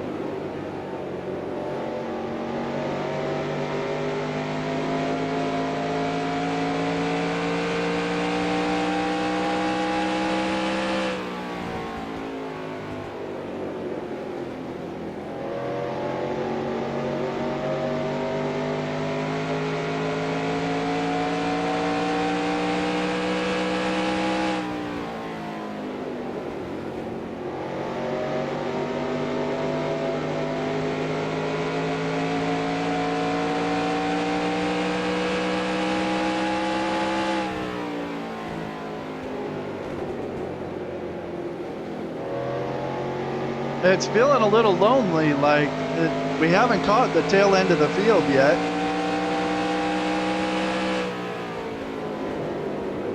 Even though we've been green now for a while. Only caught Sadler and Mark Martin, and they both have pretty significant damage. Where's all the other lap cars?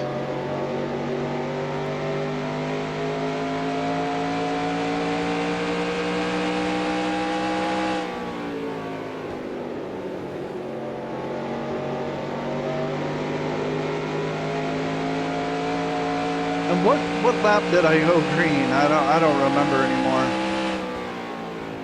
want to say it was 180.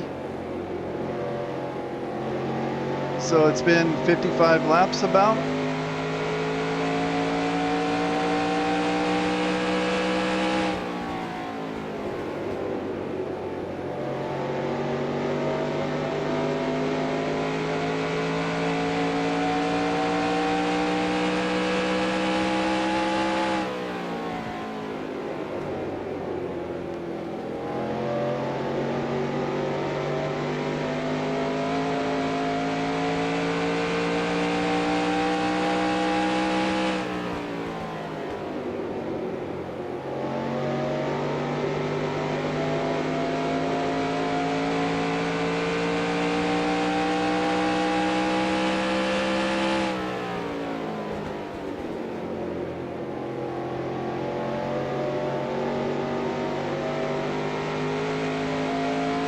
How's the tire looking?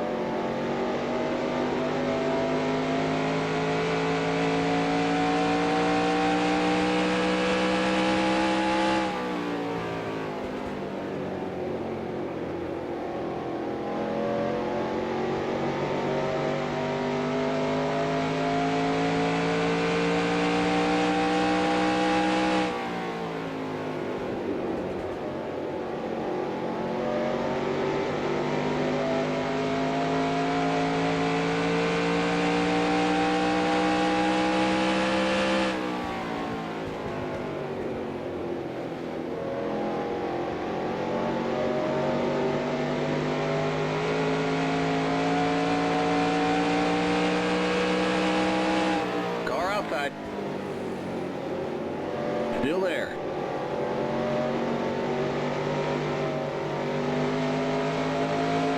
Touching that curve. Clear.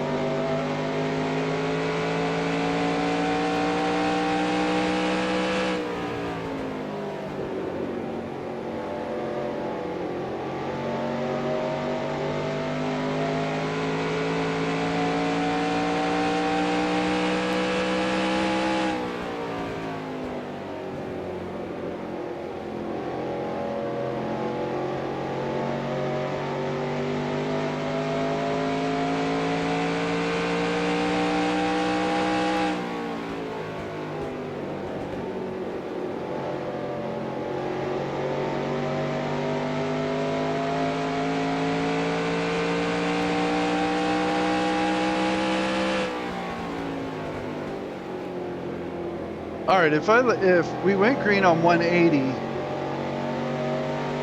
then I think I should be able to make it to 265. Yeah, 265. I think that'll be my next pit stop.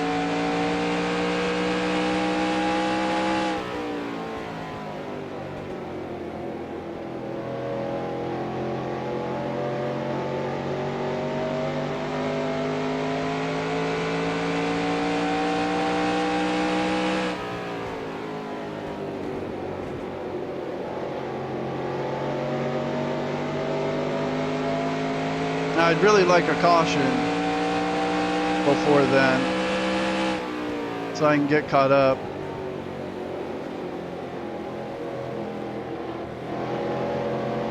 Brett, just get out of the way, buddy.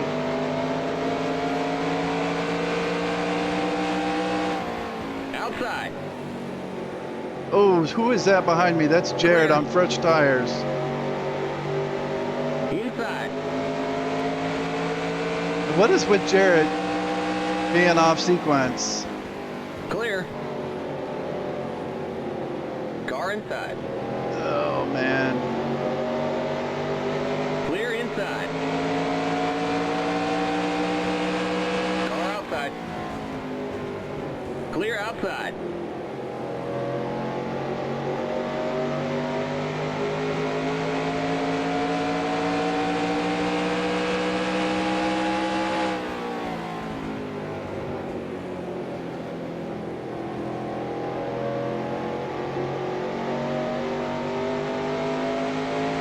Jared he's just on his own strategy, just doing his own thing. And I didn't even notice him when I was trying to pass Brett Bodine, and all of a sudden I went in the turn and he was right on my bumper. They just sneak up on you. It'd be nice if the spotter was like, hey, you got a fast car coming behind you. Yellow flag is out. Let's go. Race back to the line. You got a slow car up high. There's an accident in turn 3. Pit road is closed. All right, I got my lap back. Okay, we're under caution. Catch up to the end of the pacing line. There's an accident in turn 3. Stay behind the 48 car. And I think I saw a bunch of people wrecking. In turn 3. Yeah, they're still wrecking.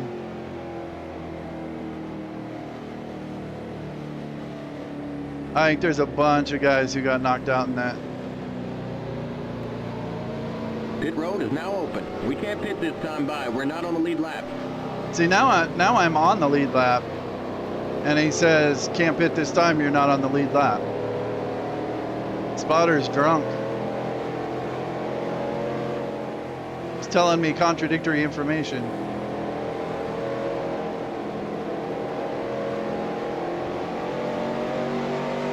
Okay, past the 9.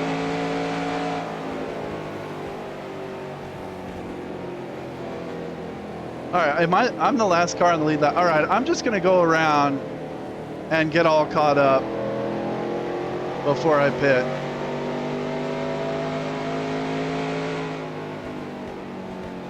Yeah, I think a bunch of guys got knocked out in that accident. I think for a second there, I was looking in my mirror after I got around the 14 to see where Matt Kenseth was so I could make sure I beat him to the line. And I think I saw him right as he was running into the back of the 14 who was stuck there in the middle of the track.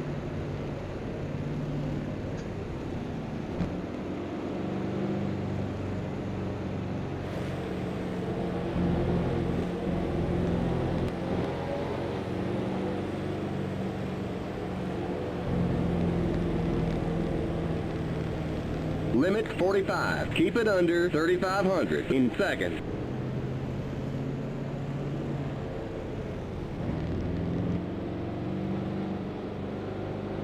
All right, The pace car GP. in turn 1. GP triangle, here we go. The pace cars in turn 2. You're in first. All right, 5 bonus points. The pace cars on the back straight.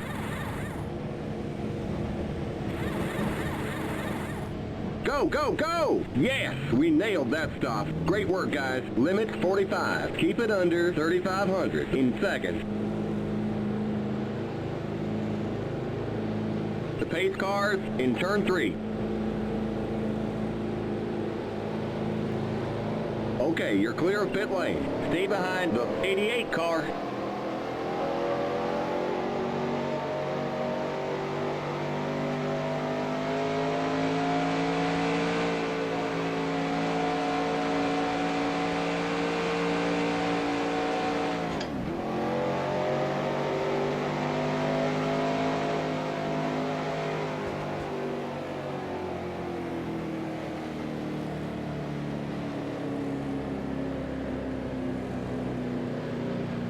John Andretti got his lap back too.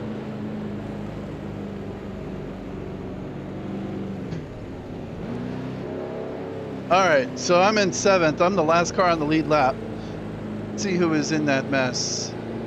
Craven's out, Jeff Burton's out, Mike Wallace is out, Bill Elliott's out,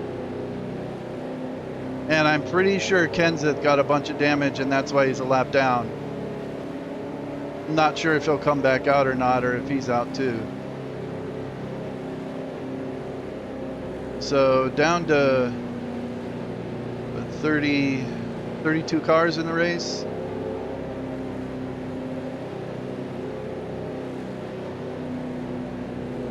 And okay, 32 cars in the race. And there's gonna be 32 minus 7, that's 25 on the inside, and 7 on the outside. Stay behind the 20 car on the outside line.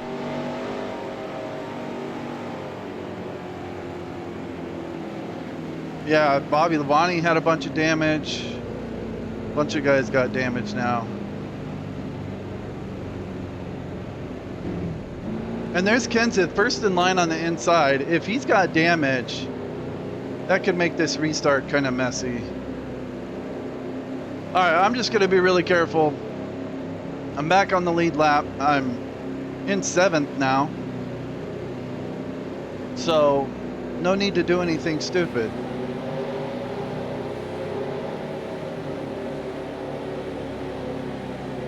And watch out for people trying to pit the first time we come back around to turn 3. Get ready now. Going green. All right, going green on 258. 8 cars in.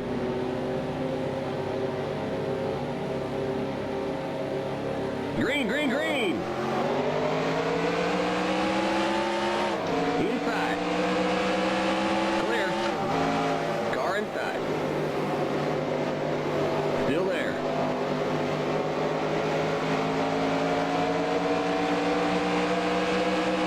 Clear inside. Car inside. Clear. Car inside.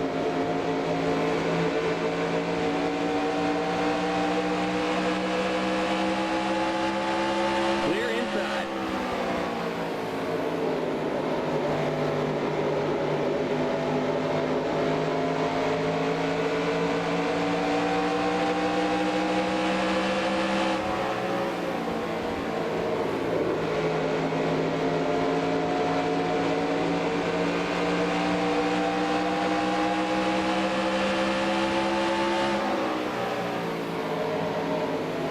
Outside.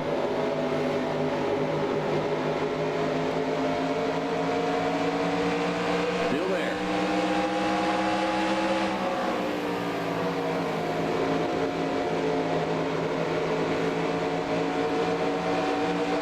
Clear.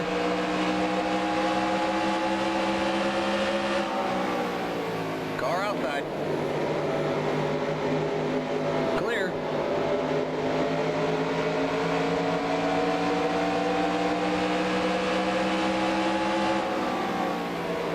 Car outside.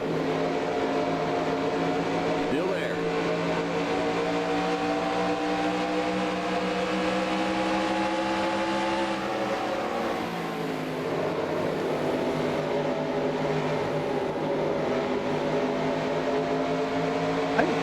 Jeff Gordon might have a bunch of damage.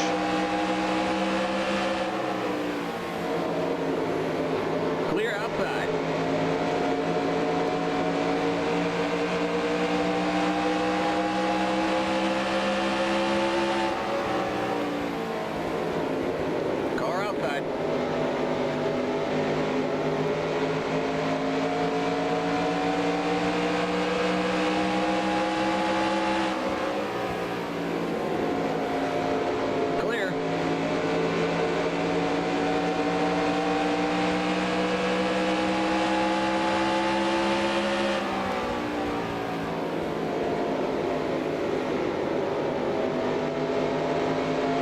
Man, the car got really loose going into turn 3 on the first lap of the restart when I was on the high side.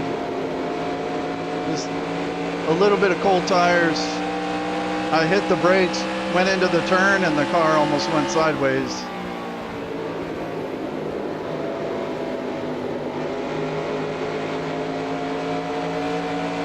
And I'm in third. The next car is the leader. Outside. Ooh. Here comes the leader. The next car is the leader. Clear outside. Car outside. Clear.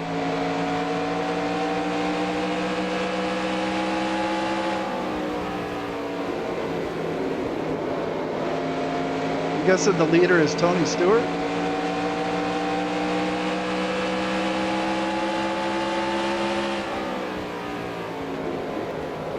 The next car is the leader.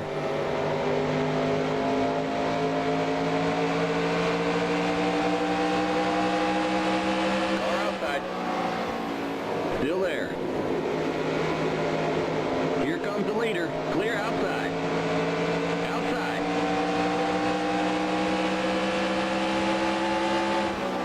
You are on the point. Clear outside. I'm the leader.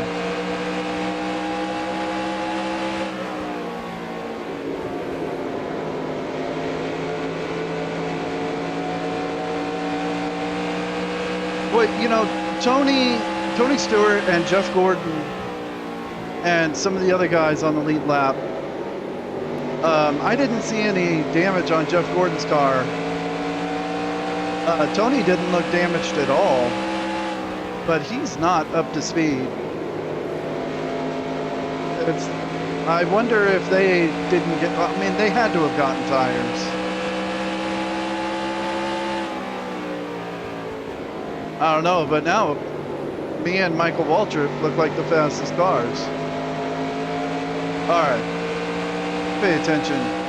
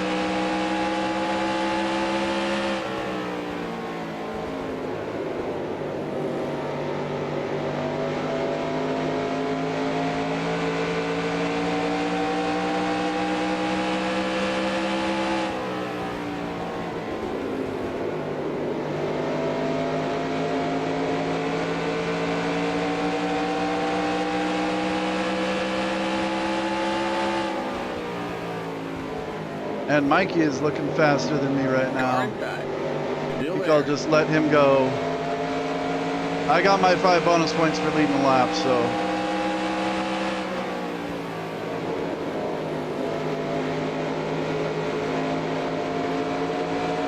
Clear.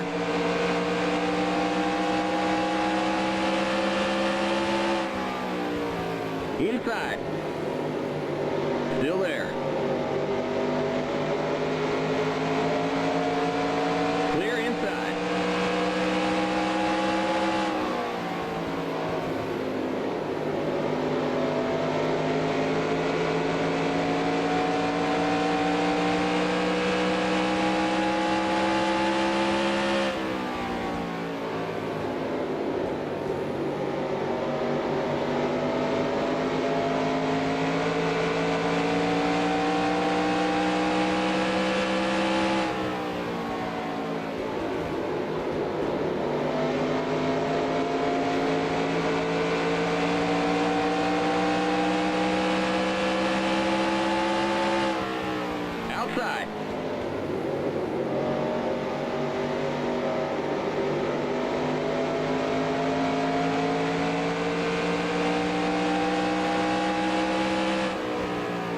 Still there.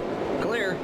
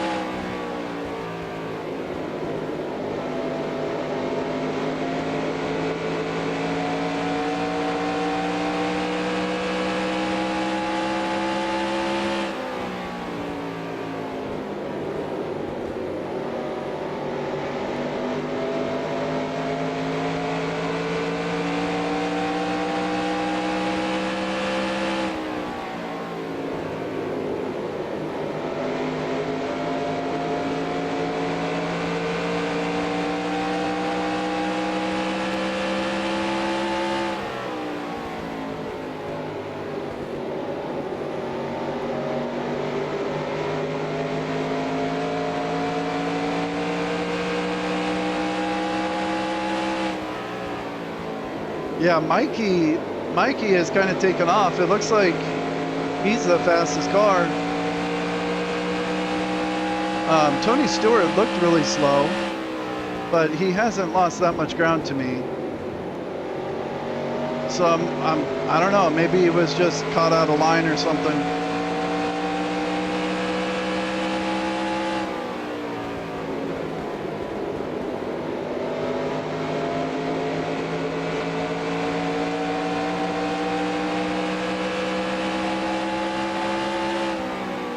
Okay, here comes Elliott Sadler. He's damaged.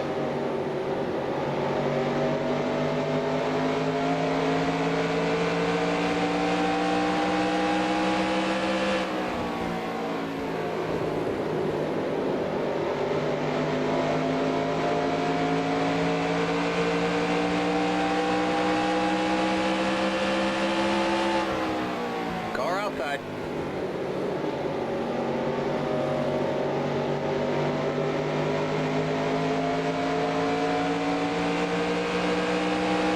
Clear.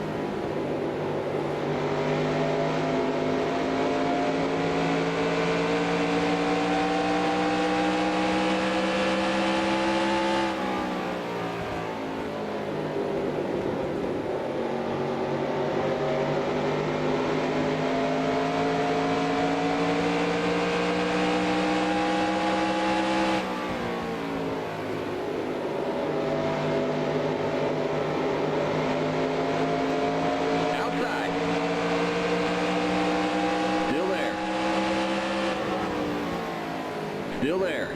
Clear. Outside.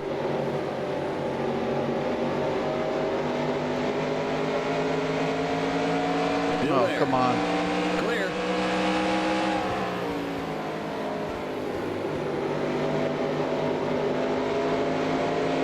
at Kenny getting that run off the corner. Now he's trying to pass Terry Labonte back.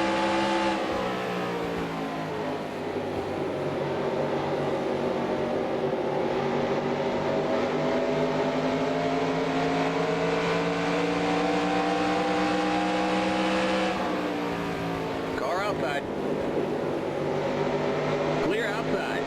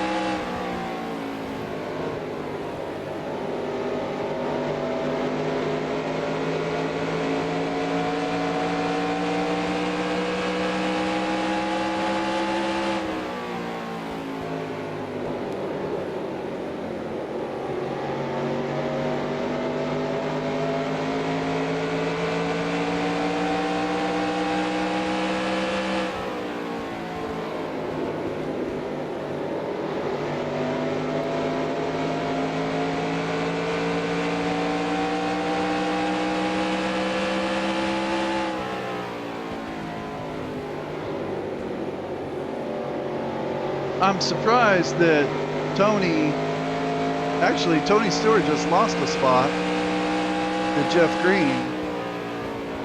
So Tony Stewart's going backwards now.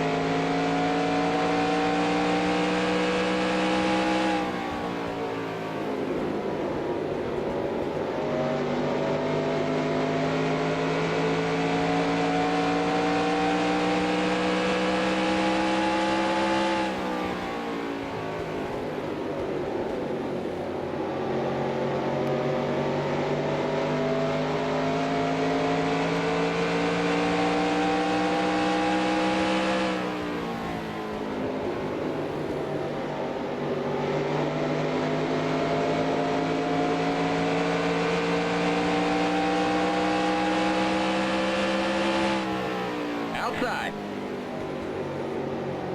Still there. Still there. Clear.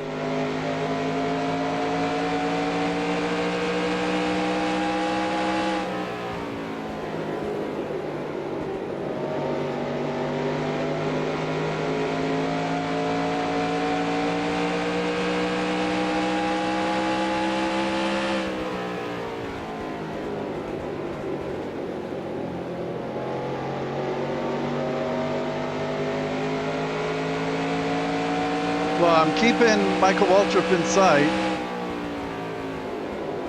Okay, Tony and Jeff Green are fighting back and forth. They've got to just be like bogged down in traffic or something.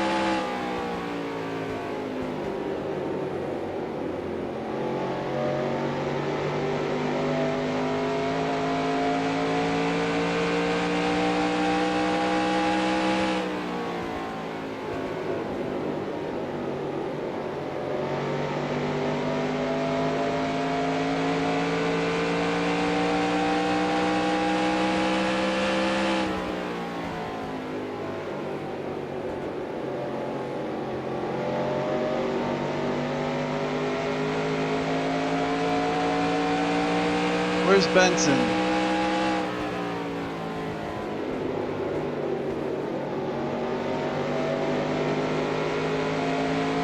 I don't see him. Oh, he's way back now. 29th.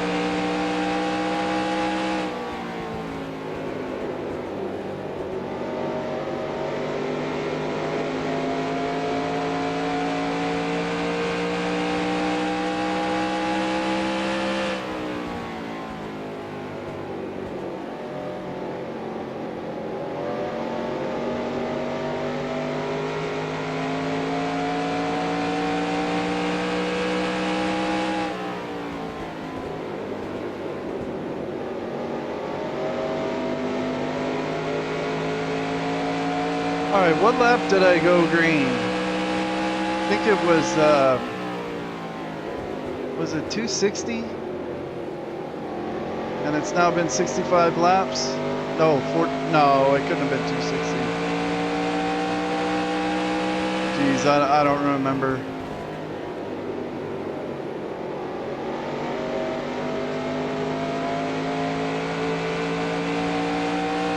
It says I can go 53 more laps, which would mean that I've gone about 40. Okay, maybe it was 260. All right, so 260 plus 85 means the last pit stop would be on 345.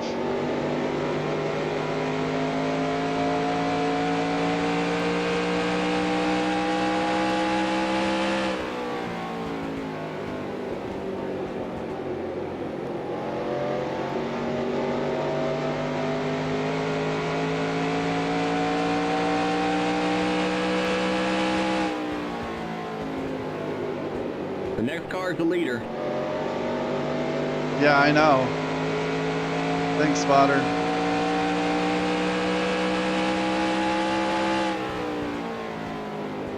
Oh, I guess because I'm catching him, he's decided to tell me the next car is the leader.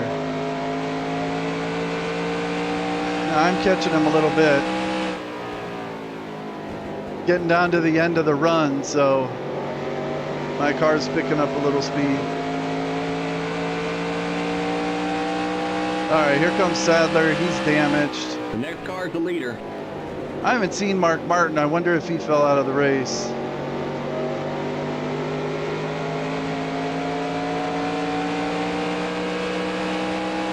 Car outside. The next car is the leader. Clear outside.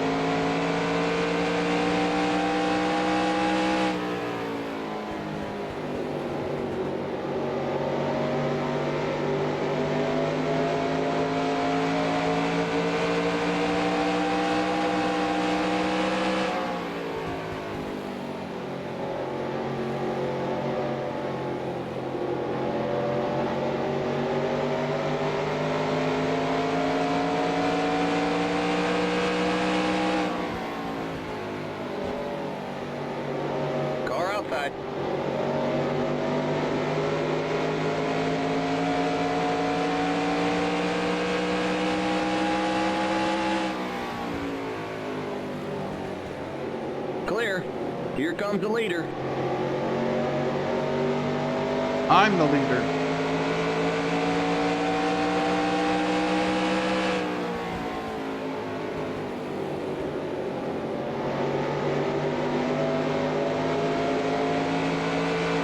All right, so if I have to pit on 345, You're back in the lead. that'll be about 50 lap run to the finish.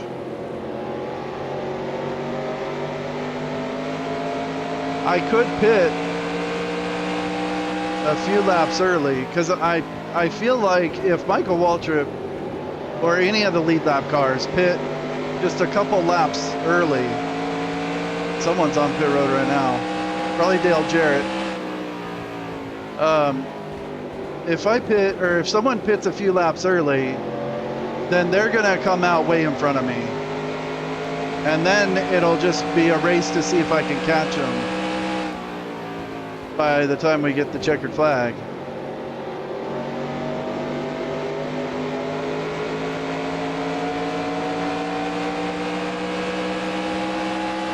Car outside. Or I could Clear pit early outside. and then come out on fresh tires and try and build up as big a lead as I can. And then they would have to try and catch me. But I don't really like the short pitting idea. I think there's just too much chance that there's a caution. And then you put yourself at a huge disadvantage. So I don't typically go for that strategy.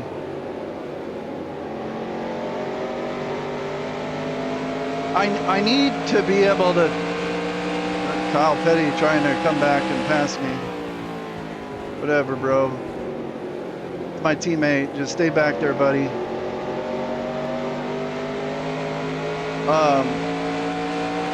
I wish I could tell the spotter, like, hey, tell me when the 15 car pits.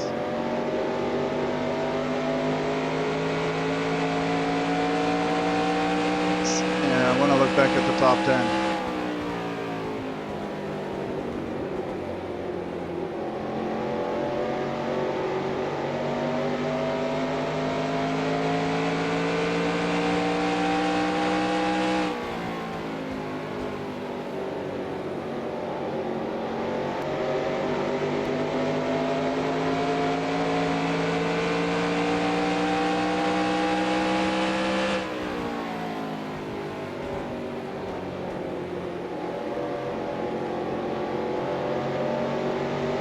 You know, any of those cars in the top 5. Oh, and Kenseth, he's out in front of me. He must have gotten his lap back on the restart, and he's just driven away. So he must still be pretty fast, because he's made up half a lap on me.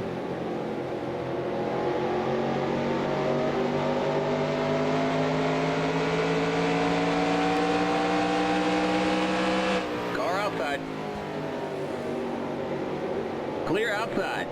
Car outside. Clear.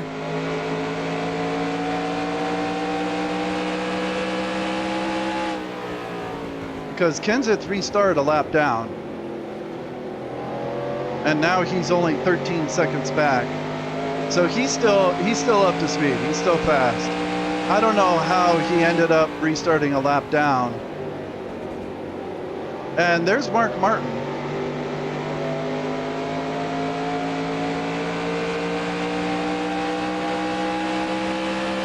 Did Mark Martin like fix his damage or something? Because he looks like he's running okay now. It's not running nearly as bad as he was.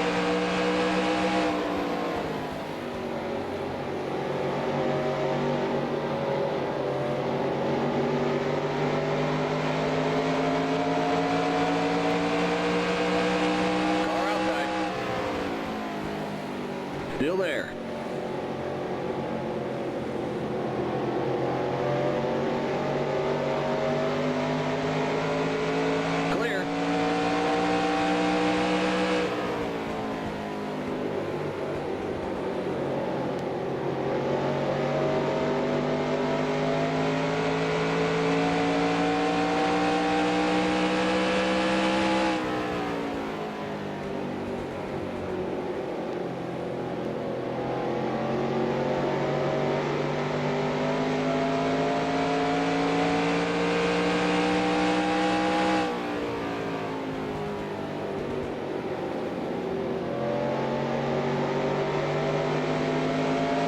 Yeah, so I wish I could tell the spotter, like, hey, just tell me when the 15 pits, tell me when the 30 pits and the 20,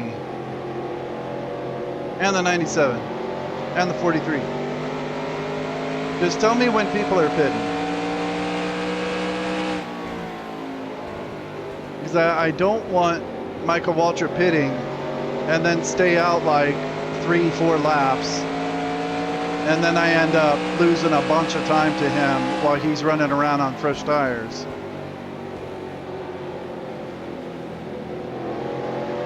Like Dale Jarrett did at the beginning of the race and got like the whole field a lap down almost. Outside. Clear outside.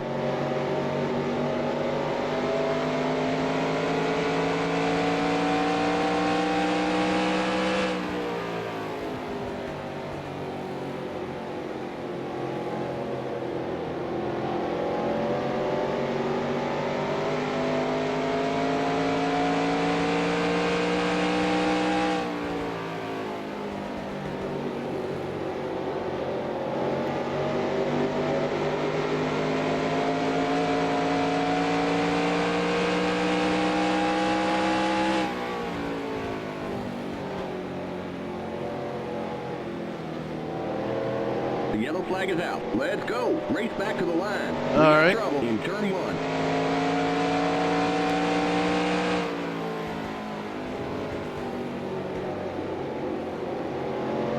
Pit road is closed. I like Mayfield. I'll let him have his lap back. Okay, we're under caution. Catch up to the pace car. Stay behind the pace car.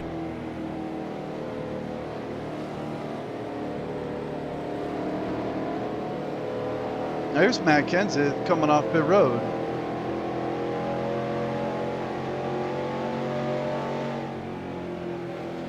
All right, this should be my turn to pit.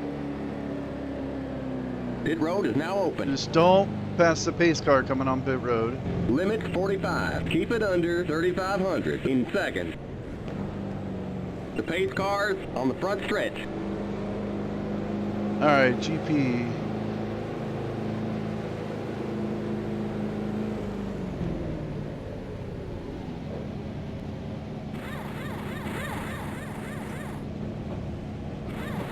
The pace cars in turn 1.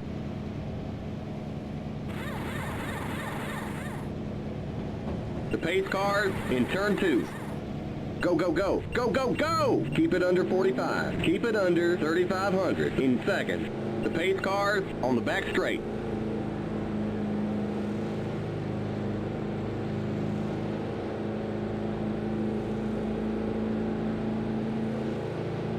Okay, you're clear of pit lane. Stay behind the 7 car.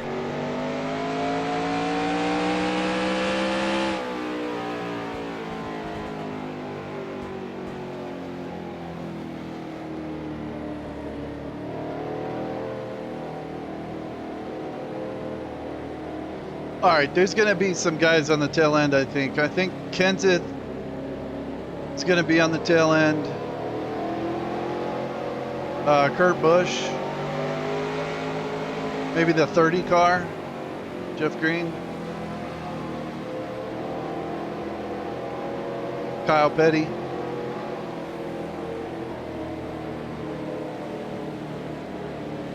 No, Kyle Petty's on pit road. All right, let's see here. Okay, no one was knocked out in that one. So 32 cars left.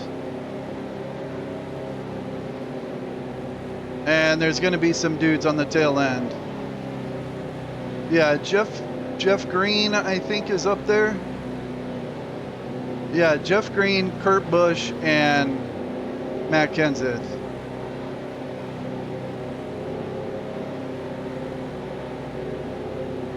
So it'll be those three, and then me, and then Michael Waltrip behind me, and everyone else behind him. And of these lap cars, I mean, Hank Parker Jr. is pretty slow, but I don't think any of them are damaged. We're going green next time by. Okay, we're on the lead lap. What's Stay on Kenza the doing? outside line. All right. Stay behind the 17 car on the outside line.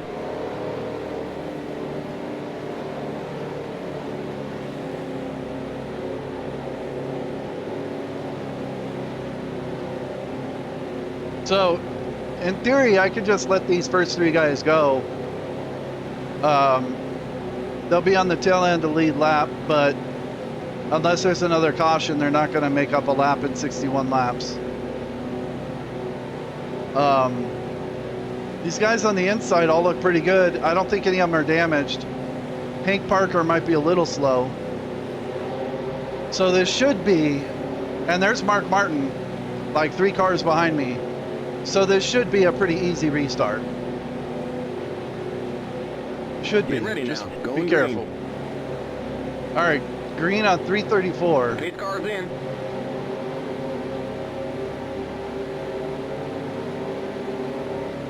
Green, green, green. Car inside. Yeah, I can get down right here.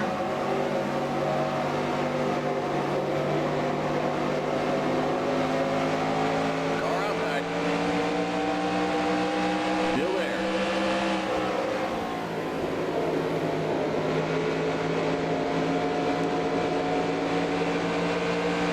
Let Mikey have the high line if he wants it. The next car's the leader.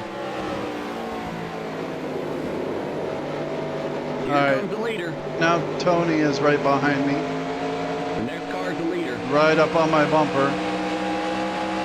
Clear outside.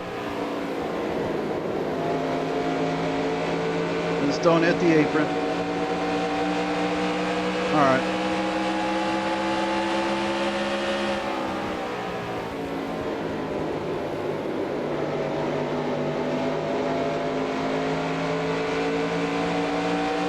All right, if I just keep Michael Waltrip within eyesight, like I did on the last run, eventually I'll catch him.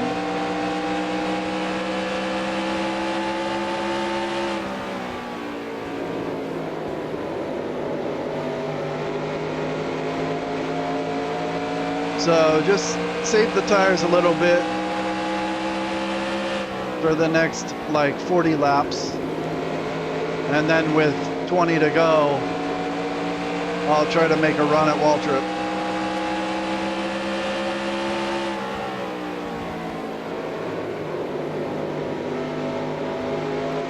And Tony Stewart was right on my bumper, but now he's fallen back some. He's just not running like he was at the beginning of the race. And John Andretti is all over my bumper. I hate that, especially in 3 and 4. Outside. Yeah, take the outside, Still John. there. Clear.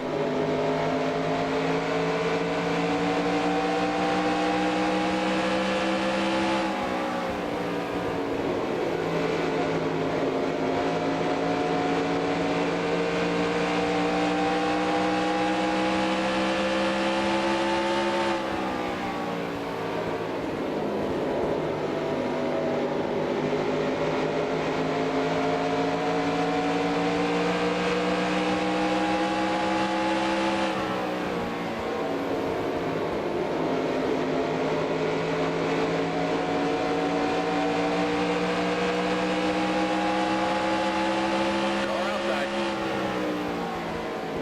Still there. The next car is the leader. Clear outside. I guess Kenseth isn't running as fast as he was either.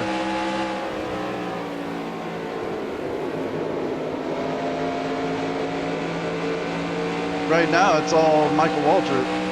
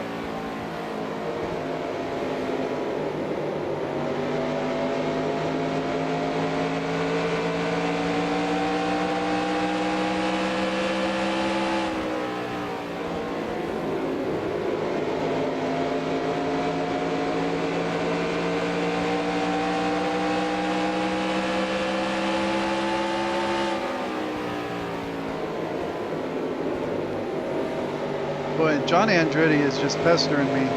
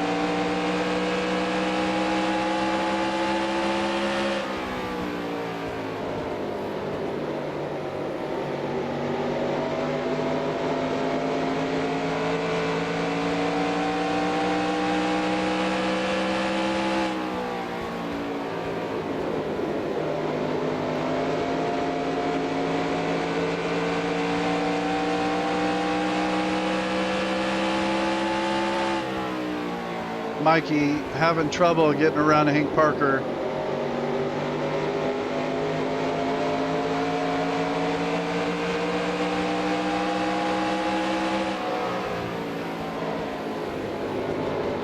The next car is the leader.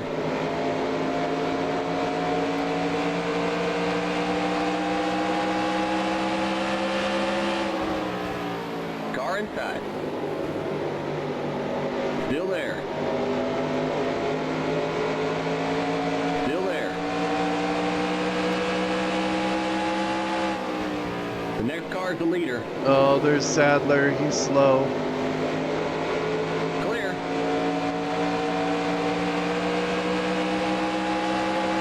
Car outside. Clear. Car outside. Still there. The next car is the leader. Clear.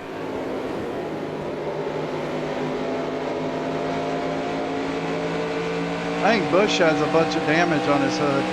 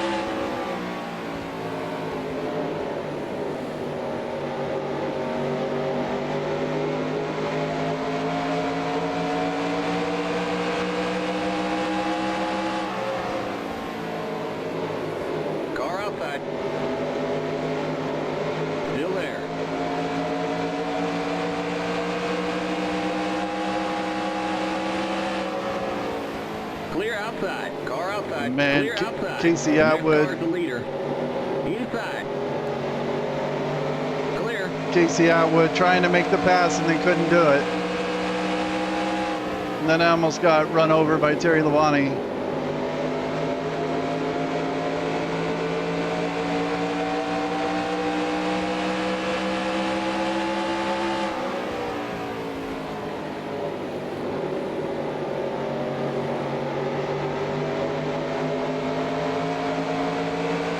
They just can't get around Hank Parker, and it's just starting to stack us all up. Oh, and John Andretti is caught up.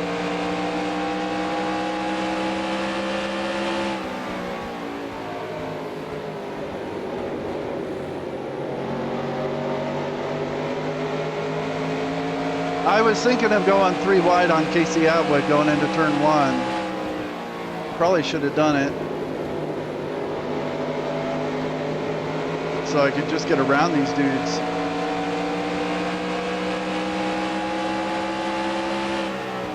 Okay, Atwood's trying it again. Not gonna happen.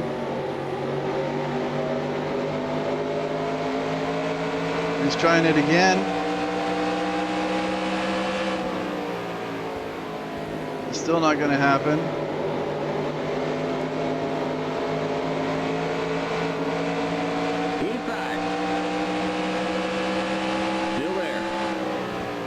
The next car is the leader.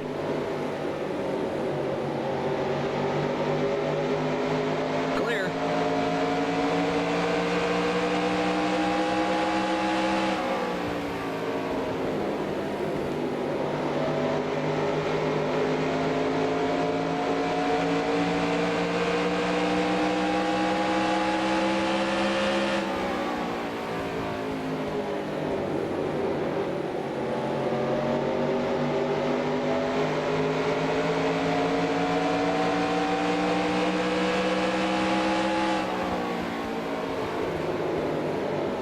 Man, this is super awkward here. No one can pass anyone.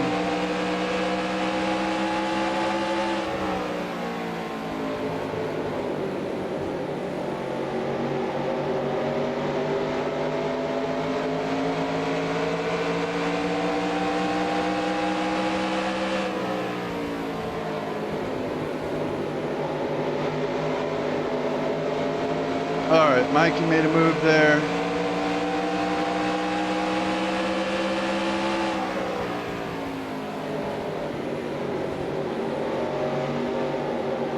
Outside.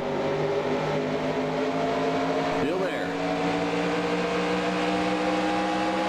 Still there. Clear outside.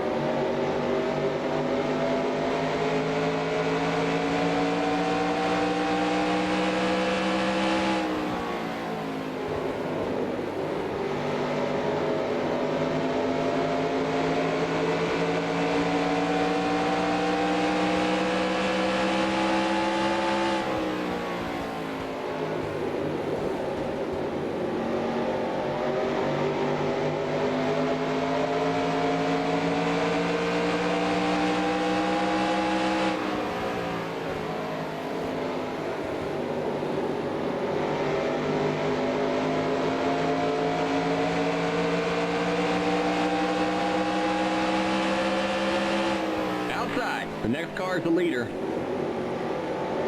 Clear outside.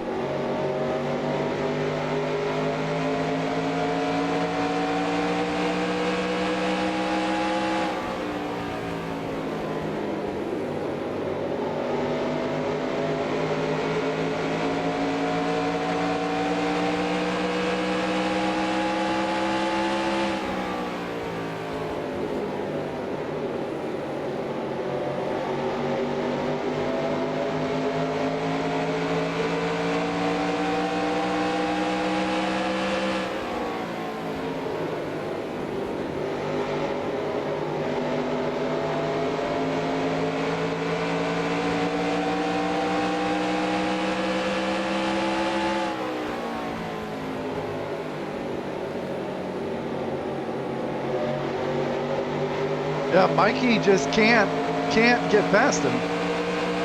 And it's causing a little bit of the accordion effect thing. Now I got people trying to run up all over me. Clear outside.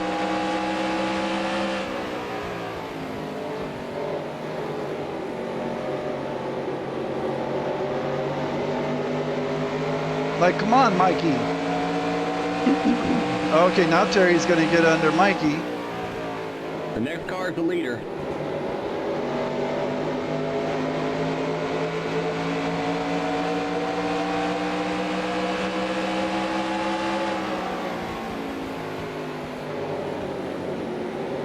And Jarrett is all over my bumper, man. Making me nervous. Okay, Bobby Labonte's coming off pit road up here.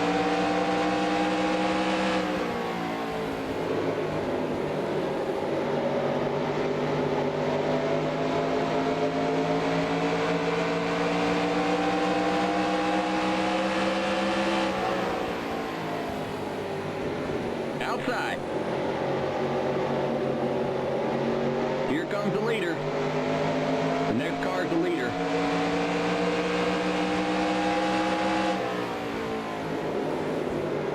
Clear. All right, I'm past him.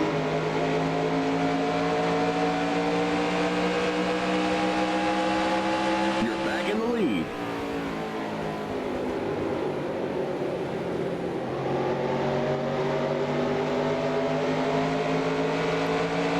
$18 to go.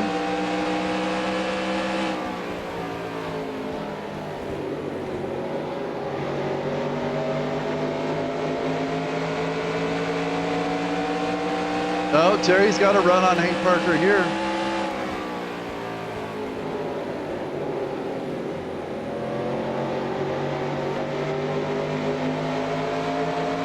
I'm going to dive bomb him here, man. I don't want to get stuck behind him.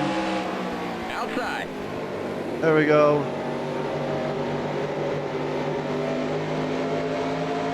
Still there. Dude, what is up with this guy, man? Car outside. All of a sudden, he's like one of the best cars on the track. Clear. Like, get out of here, bro.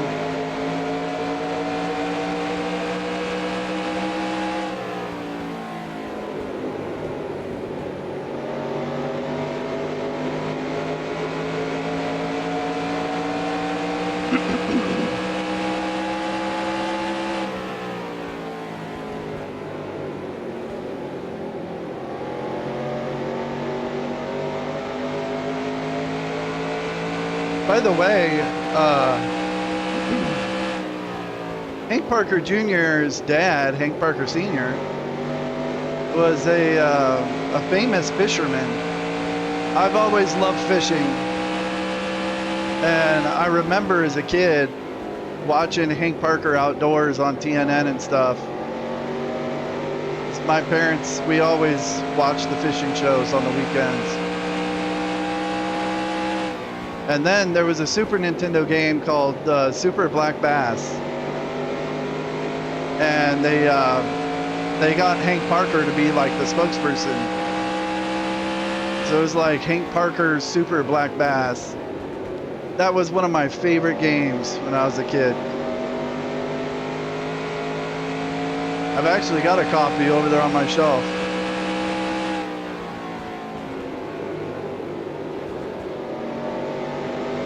I used to play that game for hours. All right, I got around Mikey, and Mikey has fallen back big time now. I think I might have this in the bag. 12 to go. It was a little hairy there for a second, being stuck behind Parker. They just couldn't get around him.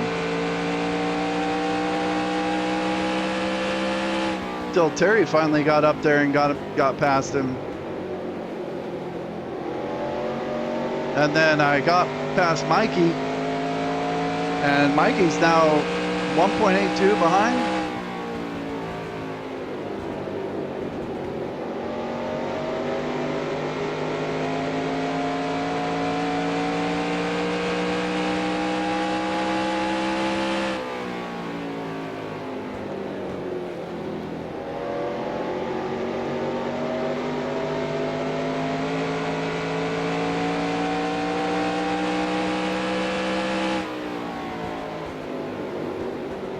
Oh, here's Sadler and Mark Martin, both the damaged cars.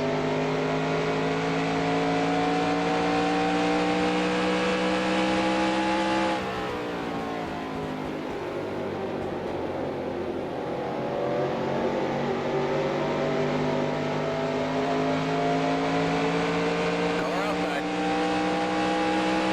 Clear.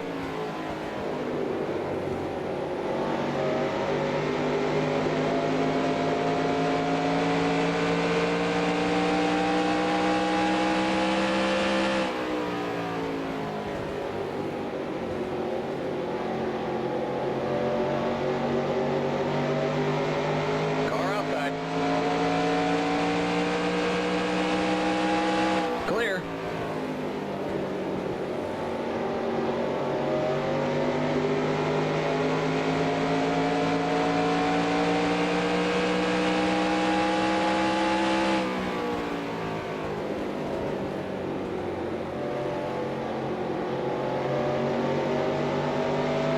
I think I should have been Johnny Benson. I didn't think that I'd be in this position.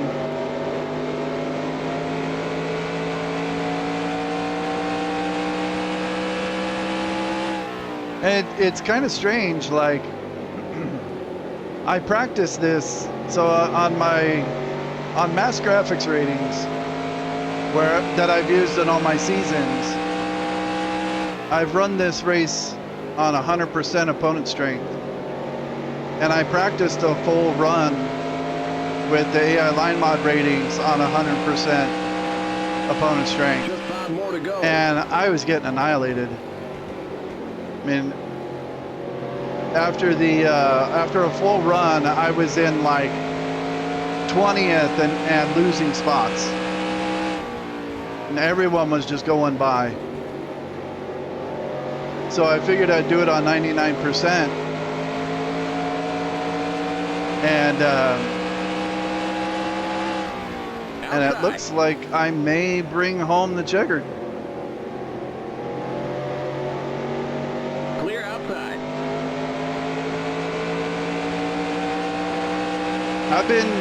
I feel like I've been winning too many races lately, though. You got to make it harder. I don't like winning races.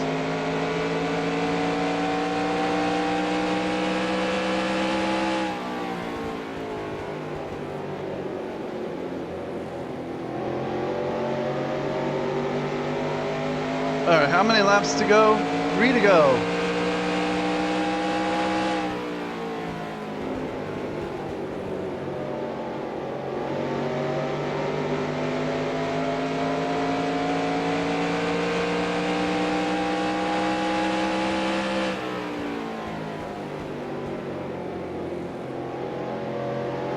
And I mean, I was a lap down at one point.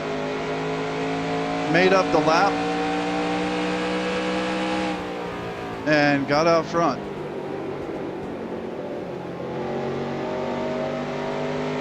I probably should have been Johnny Benson. That would have been pretty cool. Last lap. You the man. Come on, bring it home. So, not going to be able to get a win for Johnny Benson, but I'll get a win for Greg Biffle, so that's pretty cool.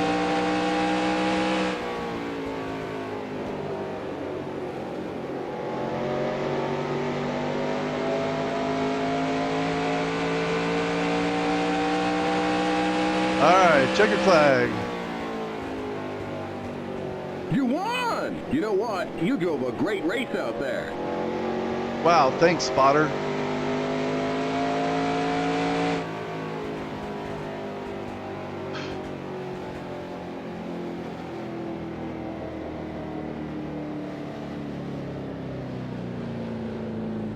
Keep it under 45. Keep it under 3,500 in seconds.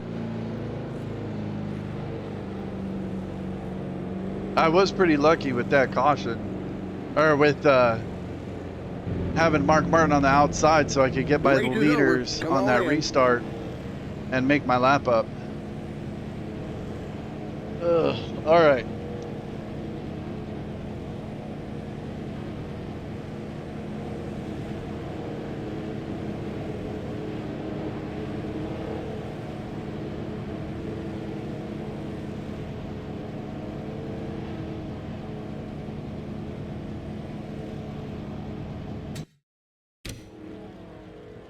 All right, export. That was 02 Rockingham. Save 02 Rockingham. All right, so I win it for Greg Biffle, Michael Waltrip second, Robbie Gordon third. Robbie Gordon, man, I don't remember racing around him very much, but he came up through the field, I guess, right there at the end. Tony Stewart fourth, Ryan Newman fifth, Jeremy Mayfield sixth, Jeff Gordon seventh, and Jeff Green eighth, all in the lead lap. And then Kurt Busch, man, I feel like some people went a lap down on that last caution. Like, same thing with Matt Kenseth. I mean, wasn't he back on the lead lap? I don't know. I'm confused. The with these ratings, man, the field is a lot more compact and there's a lot more variation. So it's hard to kind of like you can't really say like, oh, like in the '94 season, like, oh, it's Ernie Irvan, so of course he's going to be out front. It gets all mixed up, and so I wasn't paying close enough attention to see who was where. Let's see, and then there was, oh, Dale Jarrett finally went out. Dale Jarrett was on some weird strategy the whole race. Short pitting like crazy, coming out all fast, running people over, almost ran me over, and then finally went out of the race there at the end. So 31 cars finished the race. All right, let's see. I think there was like 2 or 3 wrecks, and I should check that. Who went out? Okay, Rusty Wallace. That was at the very beginning of the race. Let's see if I can find that. Yeah, that was lap 24, and that was right behind me. Yeah. Okay, there's me. Oh yeah, Jimmy Johnson had a tire or suspension failure. There's me. That was right in front of me. And I went around on the outside, and Rusty just ran right into the back of him. And then Jack Sprague barely hit him.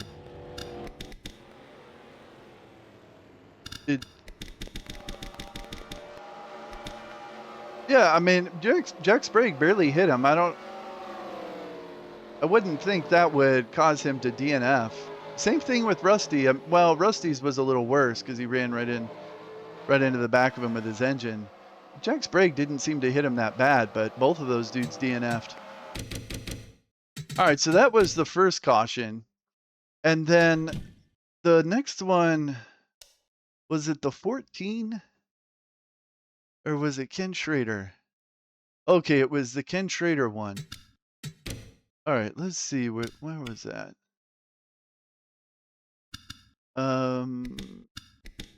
Okay, when did he go out?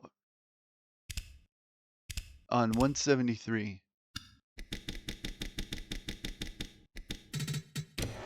Let's see what happened to him. Oh, Mark Martin just took him out. Going into turn 1. Yeah, Mark Martin just ran into the back of him. Hooked him right into the wall. Let's see, do more people get messed up in this?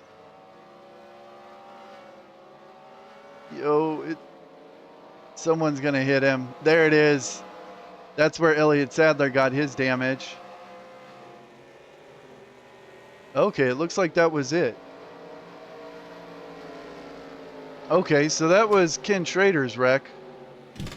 And then the other one was the 14.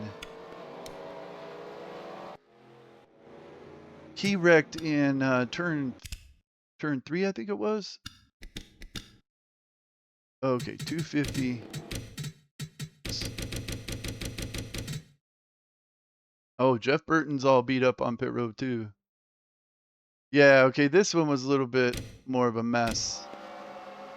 Yeah, there's Jarrett on those fresh tires.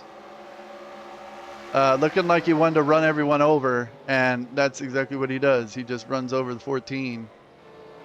He hits the wall, and then that's me there going around on the outside. And the 32, the 17 got in it. Okay, Jeff Gordon got in. Jeff Burton. So, you know, a lot. Okay, Bobby Labonte, Tony Stewart, Johnny Benson, Bill Elliott. There's Robbie Gordon getting into it. So I bet a lot of those guys that were fast during the race, they got a little bit of damage here, and that's why they just weren't running as well at the very end. Because I mean, Tony Stewart was dominating the race the first half, and then he just fell way off at the very end. So that must have been what happened to him, and that was a lot of fast lead lap cars there. All right, so that was that one. And then there was one more caution, I think just one more on like, and I think this caution is the one where I got my lap back. The last one was on about 360, I think. Yeah, see, Tony's still in it. Let's look at his hood. Yeah, he's got a little bit of damage there, a little bit of damage there. So I bet he got some engine damage, and same with Jeff Gordon and all the other dudes who piled into the 14. And that's why those guys just weren't very fast at the very end there, and it was pretty much just between me and Michael Waltrip. All right, who was in this last wreck? Let's see, where was it? Okay, there's the green flag. Okay, there I am. I'm at the front. Oh yeah, behind all the tail enders. Okay.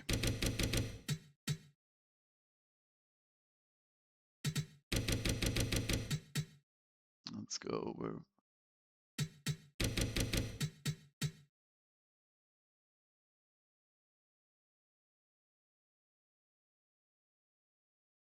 Okay, it was somewhere around here.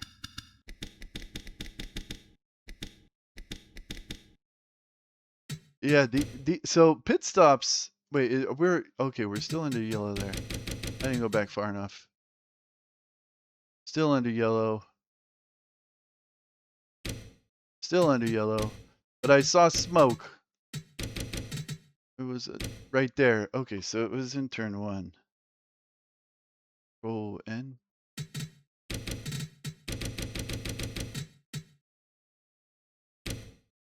Okay, it was Dale Jr. and Michael Waltrip. Teammates. What's going on here?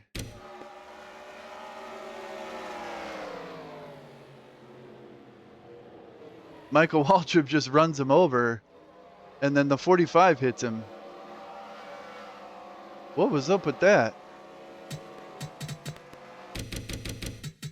I've seen them where they'll hit him kind of on the right rear, like that first one with the Mark Martin.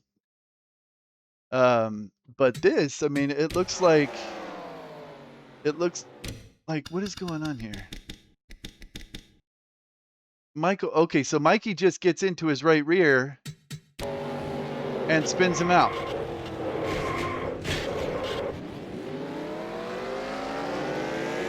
Not a very good teammate.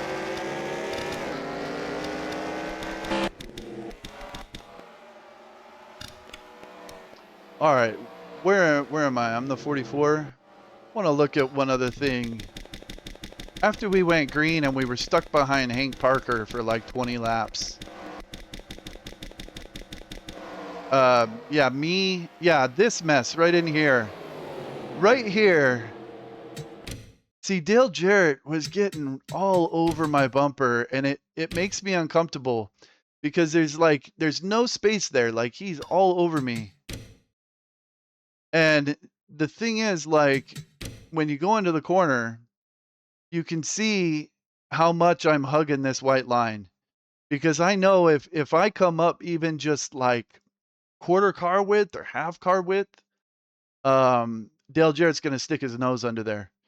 And that's how I've gotten spun out here in the past, though it usually happens more in turn 3 and 4. So being in this situation where someone's right on my rear bumper and there's a slower car allowing that dude to stay on my bumper just makes me really uncomfortable. And so I was mostly just looking in my mirror trying to figure out, where's Dale Jarrett? How close is he to me? Et cetera, et cetera. See, right here again, look at that. He's like right on me. It just gives you like no margin for error there. But the only thing you can do is just hold your line. As long as you're in a lane, they won't really run into you. But if you like wash up a little bit, then they'll jump in that hole, and that's how you get spun out. Yeah, I was pretty fortunate to get through that whole thing. Just being super careful, just trying to make sure I hit that white line in every turn, without hitting the apron. That's the other thing. Like a few times I was clipping the apron, especially in 3 and 4. Man, it's like if you're up a little too high, they jump underneath you. If you clip the apron, it shoots your car out to the guy on the outside. So you just got to hit it perfect, like every time. I was very lucky. I think only once I clipped the apron when someone was on my outside. Yeah, okay. Yeah, see, okay, now, okay, Dale is going under Michael Waltrip. Yeah, I don't know. Okay, that looks cool. All right, so I win it. I exported. I saved. Done.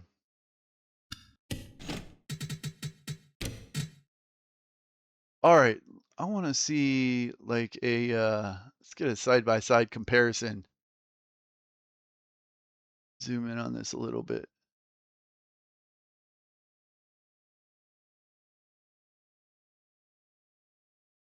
No, not that one. This one.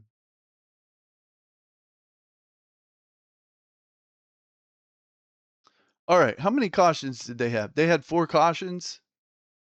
I had 5. And yeah, okay, they had 4, I had 5. So how many people were on the lead lap? I think 10 people were on the lead lap in the real race. Yeah, 10 people. And my race, 8. And then if you go down, like the last car 1 lap down was in 16th. The last car 1 lap down was 21st. And yeah, Ken Schrader ran out of gas right at the very end. And then the last car 2 laps down was 22nd. And the last car 2 laps down here was 29th. So pretty close, I would say. And that's the AI line mod ratings. Like it's very compact, much more compact than the mass graphics ratings. If this was like an early 90s race, I would have used the mass graphics ratings, and there would have been like 2 guys on the lead lap and maybe like 3 or 4 a lap down, and then a whole bunch of 2 laps down, and 20th would have been like 6 laps down or something like that. Because that's more how it was back then. So pretty close, I would say. Yeah, so I watched this race. I watched some of it a few days ago, and then I watched a bunch last night. It was actually a really good race at the end. So there was a caution, and with 100 laps to go, they went green, and Johnny Benson was he was either in 5th or 6th. And Kurt Busch and Mark Martin had led the race like pretty much the whole race. Yeah, 144 laps for Mark Martin, 105 for Kurt Busch. And at one point, Kurt Busch even let Mark Martin go so that Mark Martin could lead the most laps and gain an extra 5 bonus points because Mark Martin was trying to catch Tony Stewart for the championship. It says 155 there. That's got to be a typo. He would have gotten 175. Anyway, so so on the last restart, Benson was in like 5th or 6th. Kurt Busch and Mark Martin were out front, and Mark Martin was in the lead, and it was really cool. There was a lot of really good radio that they put on the TV broadcast where Mark Martin was talking to his crew chief about like making changes and stuff like that. And you could tell that Mark Martin on that restart was kind of like, okay, it had been a pretty green race to that point, and was like, okay, probably going to go green the rest of the way. So he just took it really easy on his tires. Meanwhile, Kurt Busch, who, I don't know, I'm kind of guessing here, but he was very young at the time, and he had already won the last 2 races in a row. He was going for 3 in a row. And so I think he was kind of thinking like, okay, it's time to take over this race and just go win it. And so he took off and just ruined his tires. And so with about, I want to say like 30 laps to go, Mark Martin and Johnny Benson passed him, and he just fell way behind. But Mark Martin was right there, and this actually ended up being a pretty close finish. Let's see, 0.261. With like 10 laps to go, Mark Martin got to the inside of Benson, because Benson was running the high line, Mark Martin was running down low, but he just couldn't make the pass. Benson was just that much better. And it was cool because I mean Benson restarting in like 5th or 6th, he not only had to like save his tires to get in front of Mark Martin and Kurt Busch, but he had to pass all of those other cars to get up there in the first place. So had he restarted first, I mean, I bet he would have won by a lot more. But it being how it worked out, I mean, it took him 100 laps to get out front. I mean, I think he took the lead with like maybe 30 to go, something like that. Yeah, 28 to go. He took the lead. And then, they just couldn't get past him after that. And he looked so pumped in victory lane, man. It was awesome. I was really happy for him. Let's see. Jeff Gordon and Rusty Wallace got in some shenanigans in that last run too. So Jeff Gordon was on the lead lap. Rusty Wallace was a lap down, but Rusty kept restarting at the front of the field, trying to get his lap back. And so Jeff Gordon came off turn 4 and got into him a little bit. So then Jeff Gordon got passed. Rusty caught up to him, got into Jeff going into turn 1, almost spun him out. And then then Rusty got past him back. And then Jeff Gordon came back and like just rode his bumper all the way down the front straightaway. Almost identical to what Ricky Rudd did to Jeff Gordon at that Charlotte race in 94. And just rode his bumper like that. And then NASCAR had to like, tell the crew chiefs like, hey guys, knock it off, that kind of thing.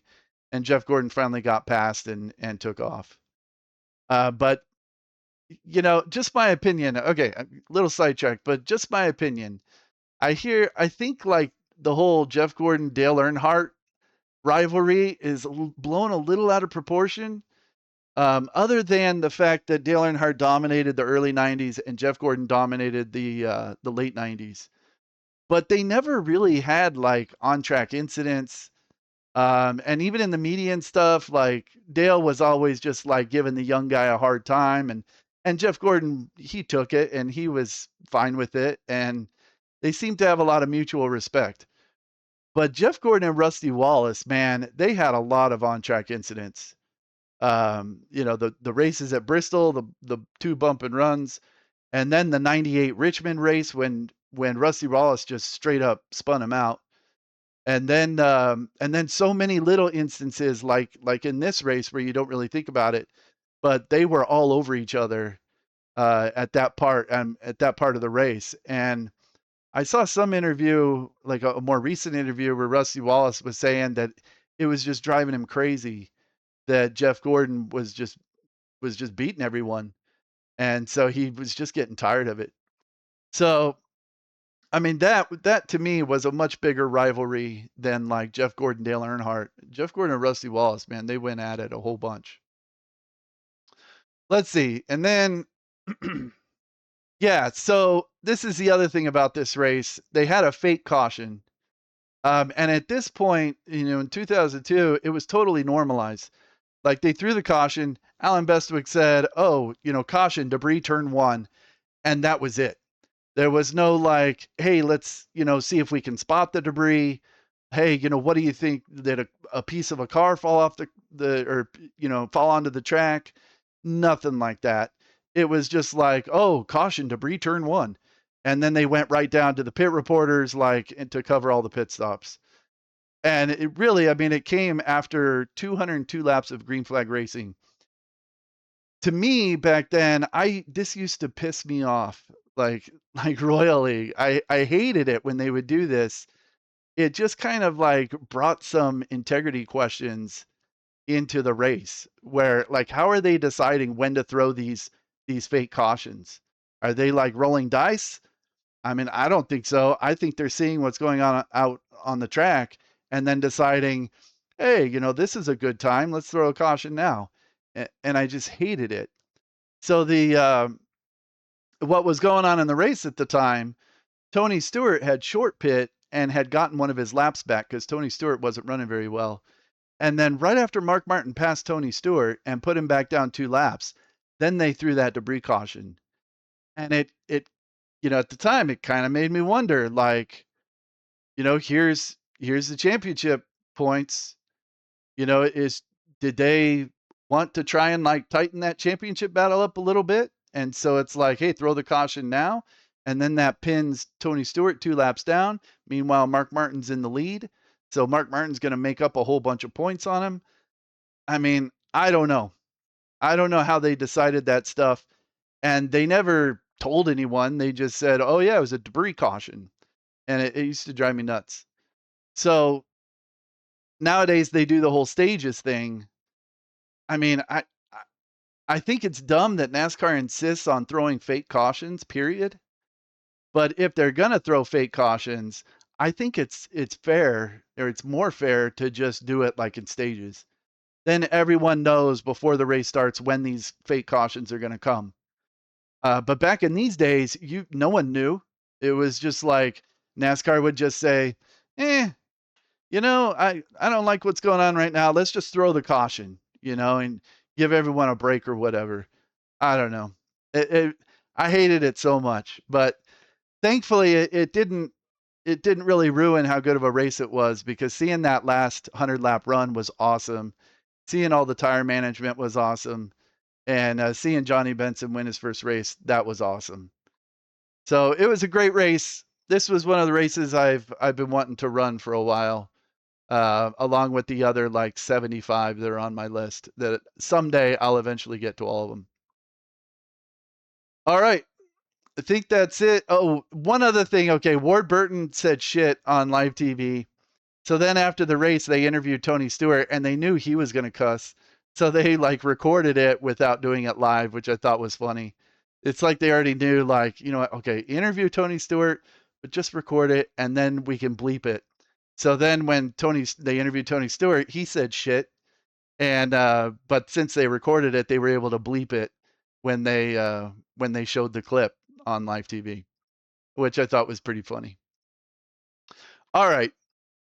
Great race. I had a great time running that one. Glad to get a win for Greg Biffle. That's it for this one.